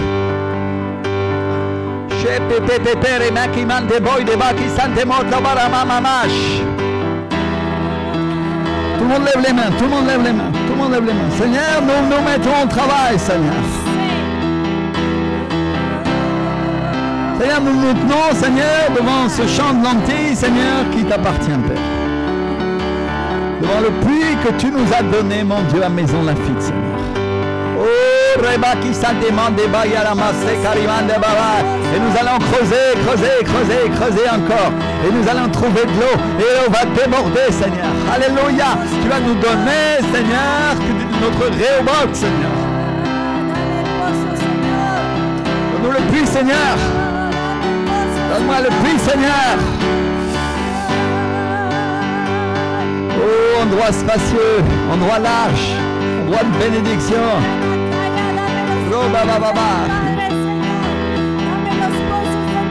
Donne-moi les puits de mon Père, Seigneur. Donne-moi les puits de mon Père, Seigneur. Donne-moi les puits de mon Père, Seigneur. Oh, rebababababash. Oh, papa, papa, papa, papa, papa. Nous creusons des puits en France. Et nous avons soif et nous avons faim de tes promesses, mon Dieu. Tu nous as promis le réveil, Seigneur. Et nous nous tenons devant ce champ, nous nous tenons devant ce puits, nous disons au diable, tu ne l'auras pas. Tu ne l'auras pas parce que mon Père Céleste m'a donné cette promesse. Qui est avec moi, mon frère? Qui est avec moi dans l'église? Qui est avec moi à la télévision? Qui tiendra sa main collée à l'épée? Qui se tiendra sur la parole, quelle que soit la circonstance?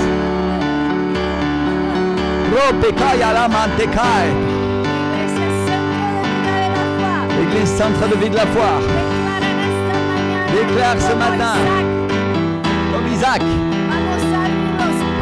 nous allons ouvrir les puits qui ont été scellés dans ce pays. Nous allons ouvrir les puits qui ont été bloqués dans ce pays. Oui, les puits de nos pères.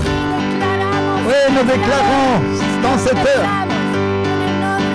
dans le nom de Jésus, par la puissance de son Saint-Esprit, que nous allons ouvrir les puits.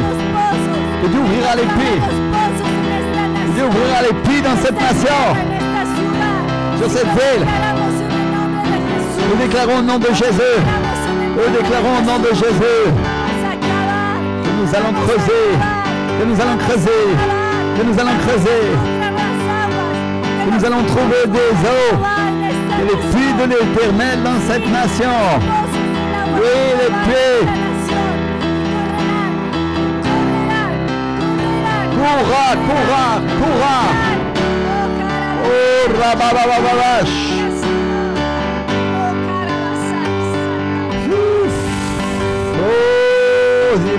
Et le Seigneur te dit, pasteur Carlos, pasteur Gloria, et à toute la famille, que vous boirez de ces eaux, vous aurez de ce puits, vous dit le Seigneur. Le Seigneur dit, je ne vous ai pas oublié pour le ministère, et l'Esprit du Seigneur vous dit, je vous ouvrirai un chemin, je vous ouvrirai une voie dans cette nation, vous dit le Seigneur. Oh, Rebaki Shatimaita. Et le Seigneur dit, les eaux vont commencer à couler pour vous.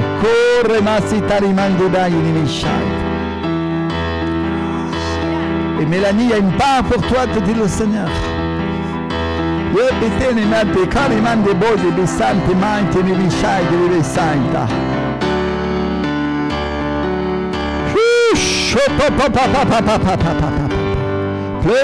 Plus. Et le Seigneur dit, j'ai éprouvé ton cœur. Et je ne tiens pas en compte tes difficultés, te dit le Seigneur. Prends la bénédiction pour toi maintenant. Reçois-la. Reçois-la. Pasteur Carlos, Pasteur La Gloria, toma-la, prends-la. Prends-la à ta maison. Prends-la maintenant.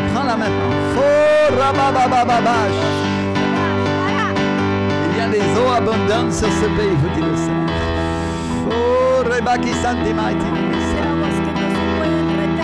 Les eaux qu'on ne peut pas retenir. Les eaux qu'on ne peut pas retenir. Oh! Mélanie, prends-le dans l'église. Prends-le. Oh, ma sœur, prends-le, reçois-le.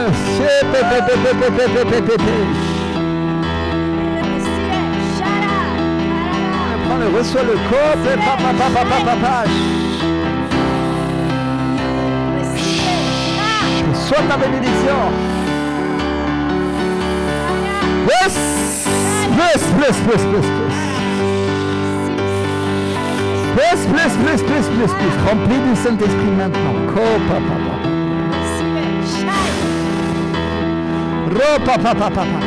Je te donnerai des eaux vives, te dit le Seigneur.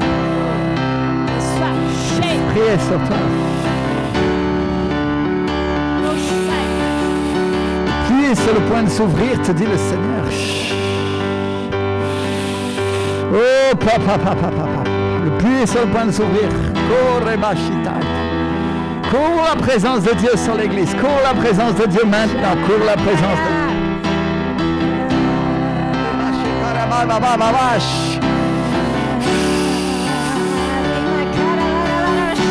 Cours la présence de Dieu. Cours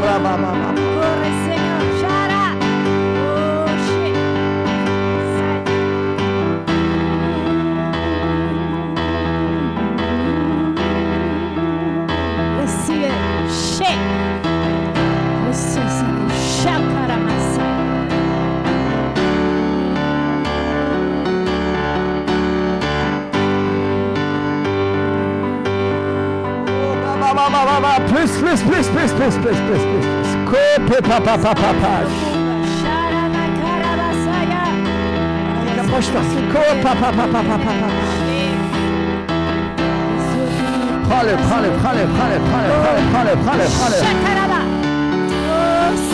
Plus maintenant. Coupe, papa.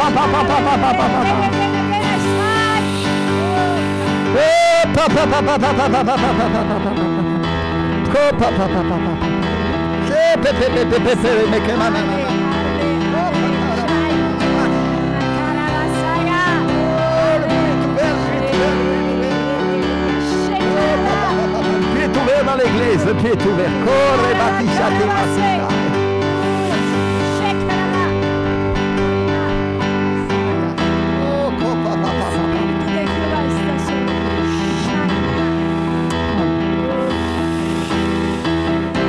Pour toi, ta part. Ta part dans l'église.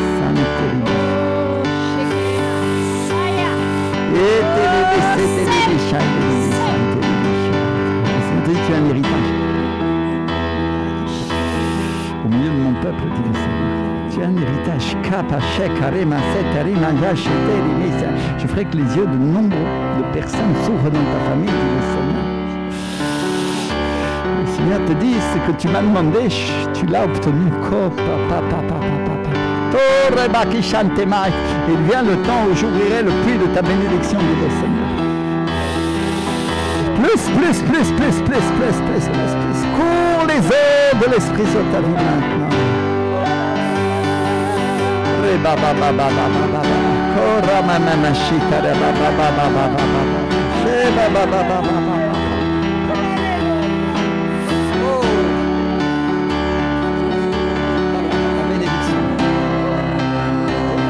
Plus du Saint-Esprit sur ta vie maintenant.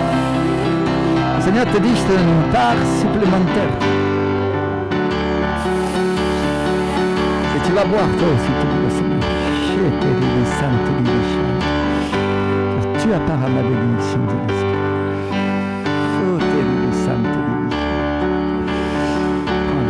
Prends, reçois. Plus.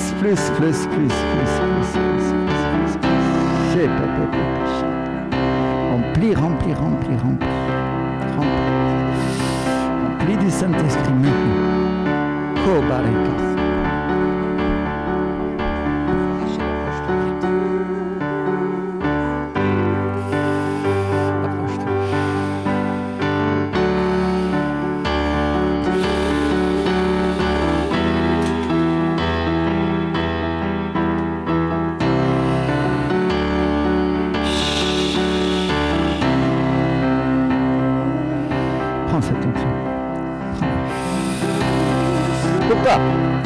Maintenant.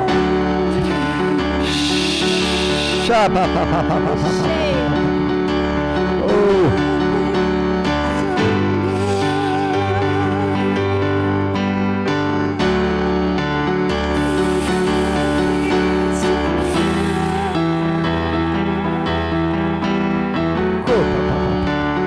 Plus. Un puits pour toi. Tu pourras boire constamment. Seigneur te dit, tu as libre accès dans ma présence. Libre accès, ma fille, te dit le Seigneur. Chaque fois que tu fermeras les yeux, que tu invoqueras mon nom, le Seigneur te dit, je te ferai rentrer dans ma présence sainte. Et tu verras ce puits, dit le Seigneur. Délecte-toi de ma présence.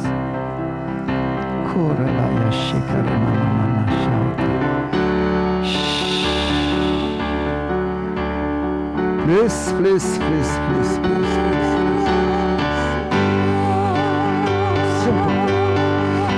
Plus maintenant. Oh, remplis-la, Saint-Esprit, remplis-la. Remplis-la,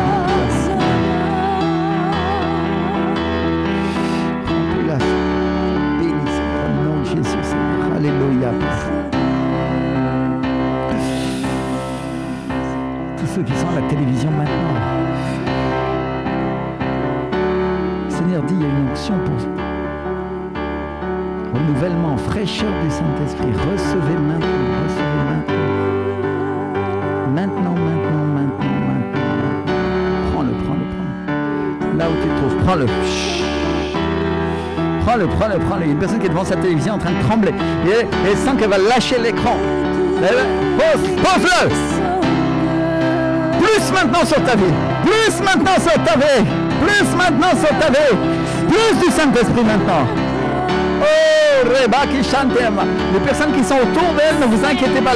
Si la personne est en train de trembler, c'est normal. L'Esprit du Seigneur est sur elle. Ne la touchez pas. Maintenant, prends-le. Prends la puissance de Dieu. Oh. Il y a une personne qui a mis la main et elle sent comme un courant électrique et c'est la présence du Saint-Esprit sur ta vie. Et le Seigneur te dit, si tu veux de moi, donne-moi ta vie toi aussi, te dit le Seigneur. Donne-moi ta vie. Oh, Reba qui chante de ma setaya. Oh, Kobababa. Prends.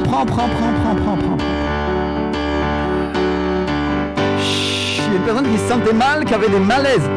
Et c'est comme des malaises wagons qui venaient dans sa vie de manière constante. Et l'Esprit du Seigneur te dit, je te guéris maintenant.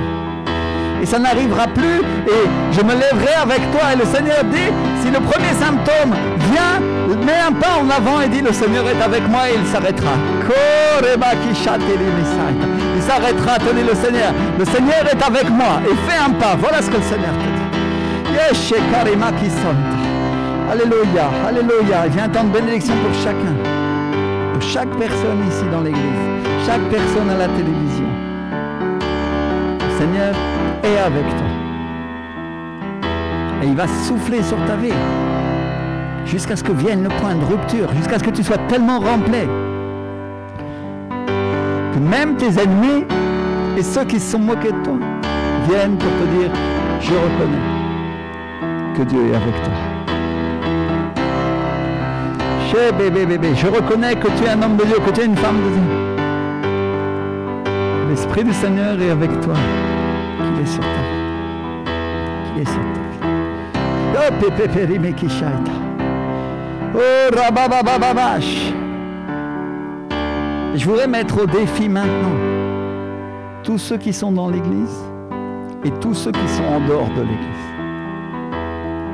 Et c'est le moment de semer.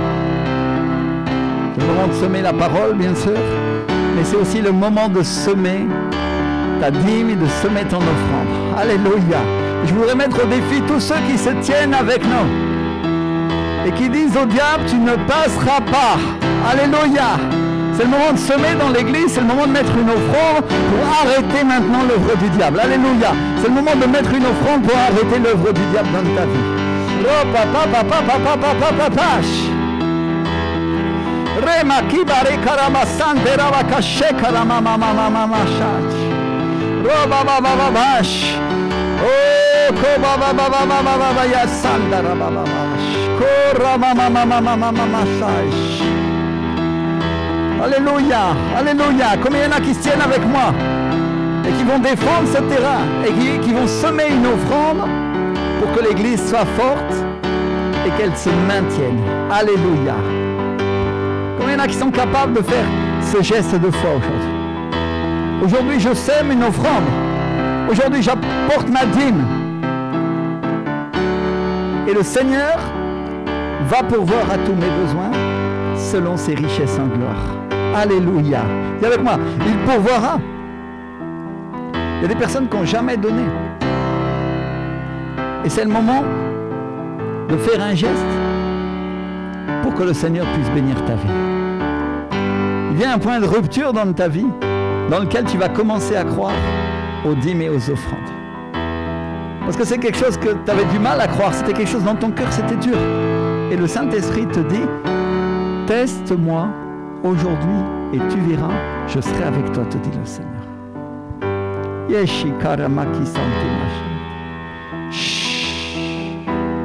une onction pour ça aujourd'hui. Il y a une onction pour ça aujourd'hui.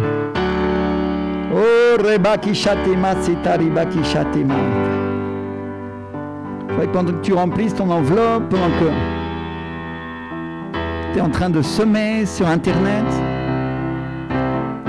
tu sois en train de dire, Seigneur mon Dieu, aujourd'hui je vais mettre une offrande pour regagner le terrain que le diable a conquis dans ma vie.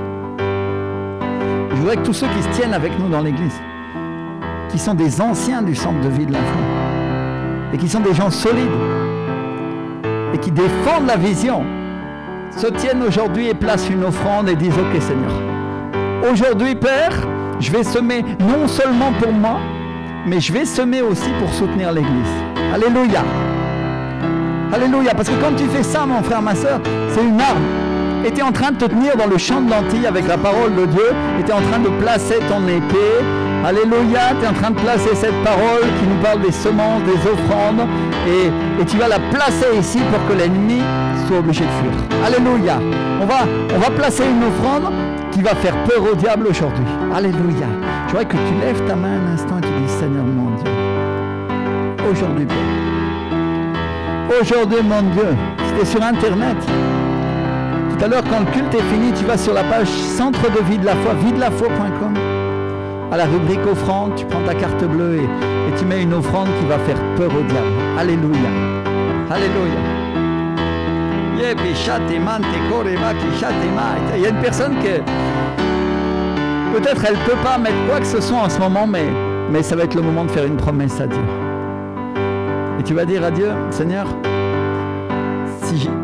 parce que si j'ai pas de quoi te mettre aujourd'hui, tu vas dire à Dieu, donne-moi, et non seulement je te donnerai la dîme, mais ensuite tu vas ajouter un pourcentage que tu calculeras toi-même selon ta foi, et tu vas dire à Dieu, Seigneur, de ce que tu me donnes, je vais te donner ce pourcentage en plus de la dîme. Alléluia, c'est une promesse, c'est un acte de foi pour briser la ruine et la pauvreté qui est venue sur ta vie. Tu vas te tenir là et tu vas dire, Seigneur, ok, je ne vais pas te donner un chiffre précis, mais je veux que ce soit toi qui détermine avec Dieu et selon ta foi le pourcentage en plus que tu vas donner au Seigneur, comme une offrande. Et tu es en train de parler d'argent que tu n'as pas encore reçu, parce que tu ne l'as pas dans la main. Et tu n'as rien en ce moment, mais l'Esprit du Seigneur te dit, je te pourvoirai selon ta foi. C'est le moment de briser, c'est le moment de briser, c'est le moment de briser. Alléluia, c'est le moment de rompre pour que Dieu nous bénisse grandement. Si tout le monde a rempli son enveloppe, si tout le monde a préparé sa carte, on va semer et on va demander à mon frère Patrick s'il veut ramasser les offrandes. Seigneur, nous bénissons ton Saint. Oh mon Dieu, nous t'exaltons, nous bénissons ton nom au nom de Jésus. Alléluia. Merci Seigneur. Merci Père pour tout ce que tu fais Seigneur, pour les promesses de bénédiction et pour les encouragements que tu nous donnes mon Dieu. Seigneur, nous bénissons ton nom.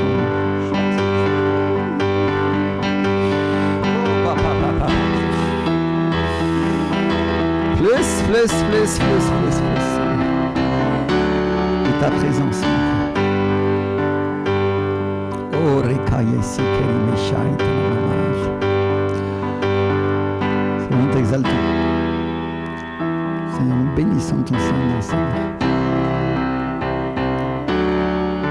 demandons de prendre en compte, Seigneur, chaque offrande, Seigneur, chaque dîme qui va t'être apportée dans les jours à venir, Seigneur, et qui viennent t'être donnés aussi aujourd'hui, Seigneur. Tiens en compte. Tiens en compte, mon Dieu. Alléluia, Seigneur. Amen. Combien il y en a qui croient que Dieu va déverser sur nous sa bénédiction d'abondance? Amen. Tu crois, Mélanie? Je crois. Dieu va le faire. Oh, tu crois? Le Seigneur va le faire. Amen. Alléluia, mon frère Patrick. Ouais. Amen. Rachel. À mes parents. Alléluia. Ceux qui sont sur Internet, vous croyez? Vous croyez? Ici en bas.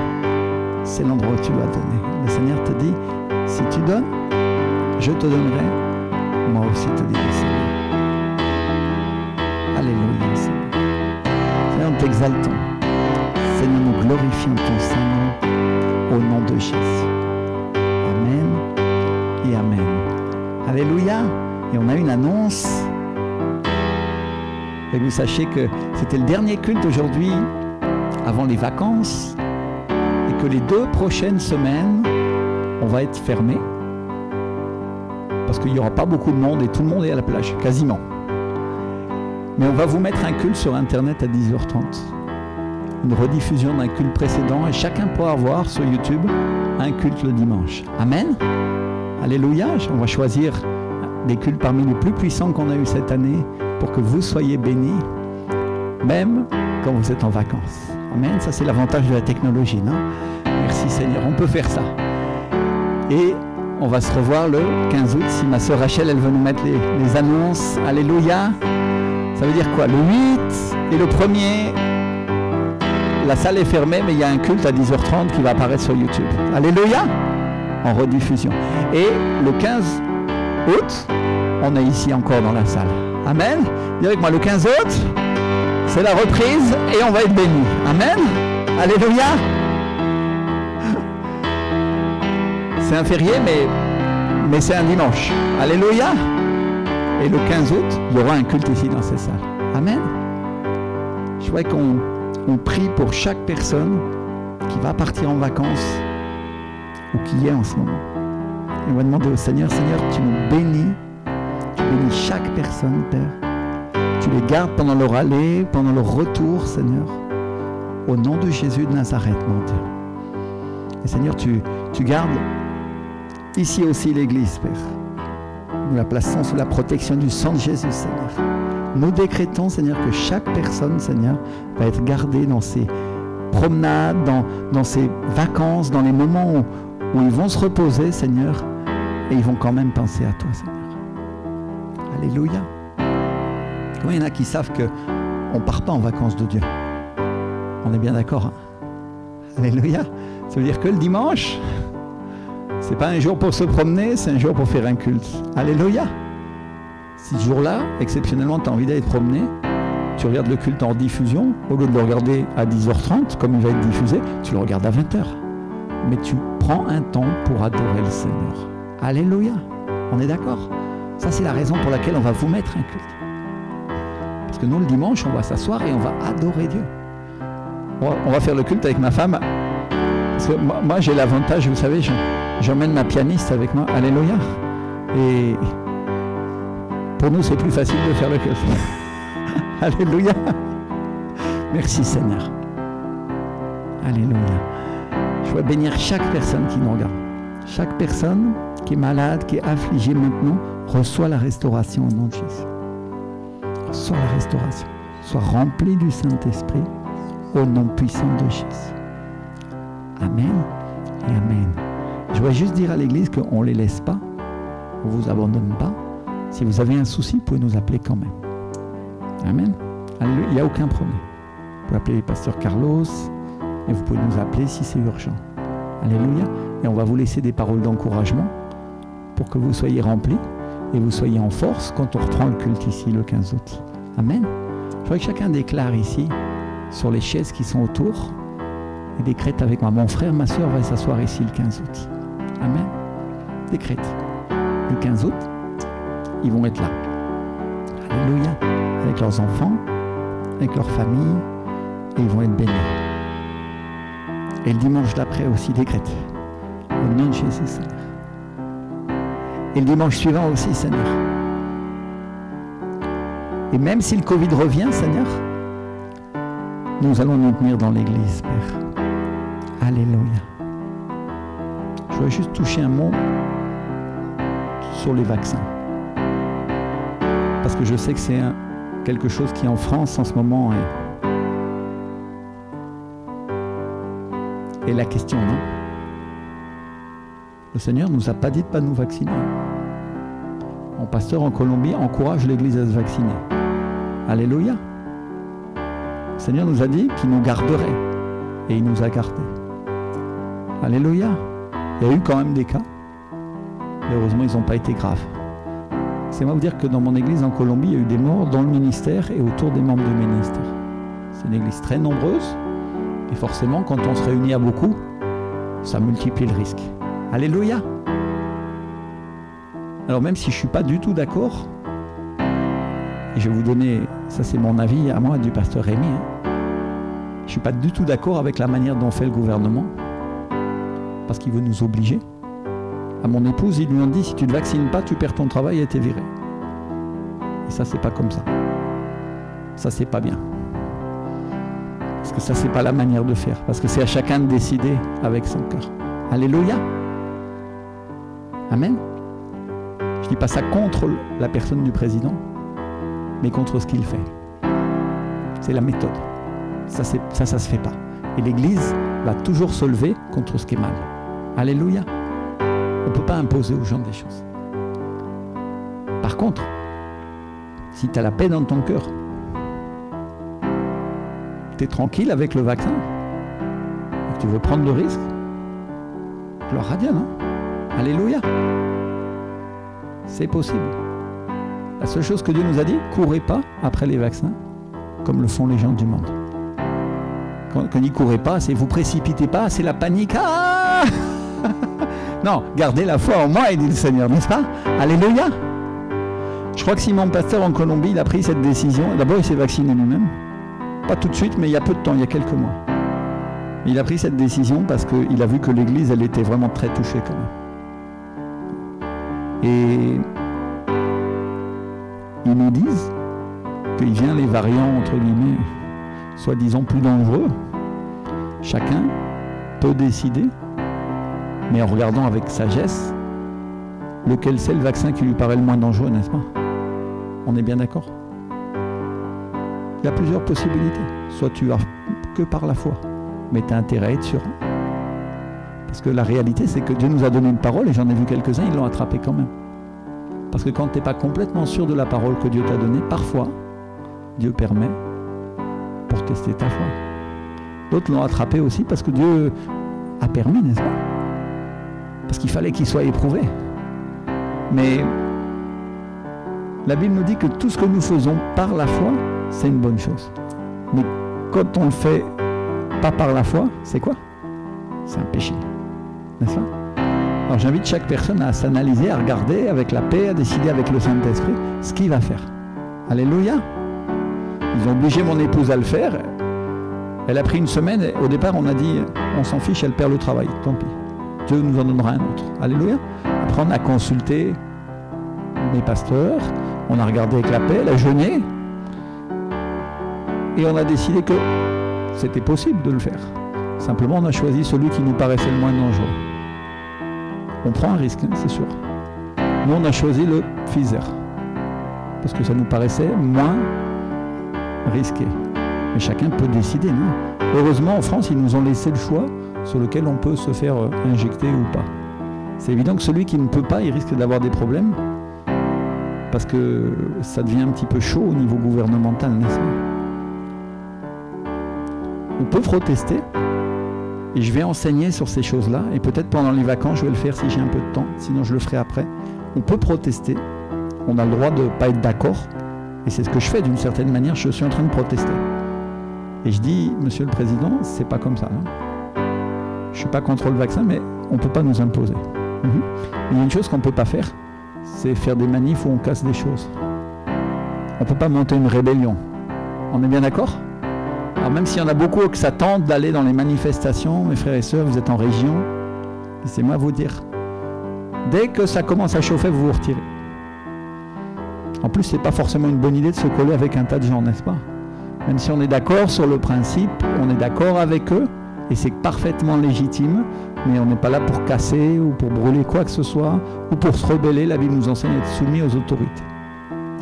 Et je vais enseigner spécialement sur ce sujet, parce que je vois que c'est un sujet qui est vraiment d'actualité. Quand est-ce qu'on peut désobéir aux autorités? Parce qu'on voit que les autorités commencent à être coercitives, même avec la parole de Dieu. Et il y a des choses sur lesquelles, nous les croyants, on ne les laissera pas passer. Quand l'apôtre Pierre et l'apôtre Paul, on leur a interdit de prêcher, ils ont dit il vaut mieux obéir à Dieu plutôt qu'aux hommes. Amen. Et il y a des choses qu'on peut t'obliger à faire et que tu vas faire, de bon gré ou de mal gré. Il y a des choses que tu as le droit de protester jusqu'à un certain point, mais il y a des choses sur lesquelles on ne peut pas t'empêcher et tu as le devoir de résister. Alléluia. Et notamment la prédication de l'évangile. Si un jour quelqu'un te dit ne prêche pas Jésus, tu devras lui dire je peux perdre le travail mais je prêcherai Jésus. Alléluia. Tu peux me mettre dehors de chez moi mais je prêcherai Jésus. Parce que c'est la parole de Dieu. Tu peux me mettre en prison mais je prêcherai Jésus. Alléluia. Mais toujours avec la paix et jamais dans la violence. Je voudrais être très clair avec ces choses-là parce que certains chrétiens ils pensent qu'ils peuvent tout défendre par la force. Il y a des choses que oui, mais il y a des choses que non. Et on va éclaircir ces choses-là. La décision que tu prendras, elle te regarde et elle te concerne toi et ta famille. Il y a une chose que je veux dire aussi, c'est que si Dieu t'envoie un camion de pompiers ou un bateau de secours, des fois il faut le prendre parfois. Alléluia. Mais pas n'importe comment. On est d'accord? Dis avec moi, par la foi et pas autrement. Amen. Alléluia. Moi je ne vais pas te dire ce que tu dois faire, hein, ou ce que tu ne dois pas faire. Je vais te dire simplement ce que Dieu nous a dit. Dieu nous a dit, ne courez pas après les vaccins comme le font les gens du monde. On n'est pas en train de se précipiter, ça fait un moment que ils l'ont proposé. Et maintenant on voit que mon église, ils sont en train de le faire. Alléluia. Alors, on y va, mais on y va doucement. À ma femme, ils lui ont mis le pistolet sur la tête. Et elle a dit d'abord, je ne le ferai pas. Mais elle a cherché Dieu, et puis elle a fini par décider qu'elle le ferait. Pas à cause d'eux, mais parce que Dieu ne lui a pas dit le contraire. Parce que Dieu va la couvrir, même avec ce vaccin. Vous comprenez? Ça aussi, c'est une manière de mettre sa foi aussi. Dire, ok, qu'est-ce qu'il dit? Vous mangerez des choses mortelles, c'est ça qui dit la parole, ou vous boirez des choses mortelles, et elles ne vous feront quoi? Aucun mal. Amen. Ça aussi, c'est un acte de foi. Hein. Donc, il y a différentes manières d'exercer sa foi. La question, c'est que toi, tu trouves la manière qui va porter du fruit et avec laquelle tu auras un résultat. Parce que ce que nous, on veut voir, c'est un résultat dans ta vie. Alléluia. Beaucoup de croyants, ils ne sont pas très forts et ils disent « Oh, j'ai la foi », mais après, le résultat dans leur vie, il est un peu comme ça. Ça veut dire que la foi qu'ils croyaient avoir, elle n'était pas encore complète. Et je ne te condamne pas, mais juste, je te dis, parce que moi, ça m'est arrivé, et comme un jeune croyant, des fois, je me suis trompé. Et que ça, c'est quelque chose qui nous enseigne l'humilité. Alléluia. Et c'est comme ça qu'on grandit. Mais quand on te dit que tu as la foi, tu as intérêt à être drôlement sûr. On est bien d'accord? Alléluia. Donc choisis-toi la manière avec laquelle tu veux te protéger. Ne fais pas n'importe quel choix. Et ne le fais pas de manière précipitée parce que Dieu ne sera pas avec toi non plus. Parce qu'il nous l'a clairement dit. On n'est pas là en train de courir. S'ils ne peuvent pas te vacciner demain ou après-demain, tu as décidé de prendre le vaccin, ils ne te vaccinent que dans 3 mois. Les gens sont malades et ils meurent. C'est pas grave, tu seras vacciné dans 3 mois, Dieu va te garder. Alléluia. Je me fais comprendre? C'est ça. Décider avec la paix. Parce que Dieu est plus grand et plus puissant que tout ce que les hommes peuvent dire ou peuvent faire. Mais il ne nous a pas dit de résister non plus aux hommes à tout prix. Hein. Sauf pour prêcher l'évangile. Alléluia. Amen. Alors, à tout le monde, on dit un bon dimanche, des bonnes vacances. Le 15 août, on se retrouve ici dans cette église. Dimanche prochain, il y a un culte à 10h30 sur Internet. Alléluia. Une rediffusion. Parce que moi et ma femme, on a le droit de se reposer un petit peu, si ça dérange personne. Alléluia. Une fois de temps en temps. Merci Seigneur. Et le Seigneur vous bénisse grandement. Alléluia.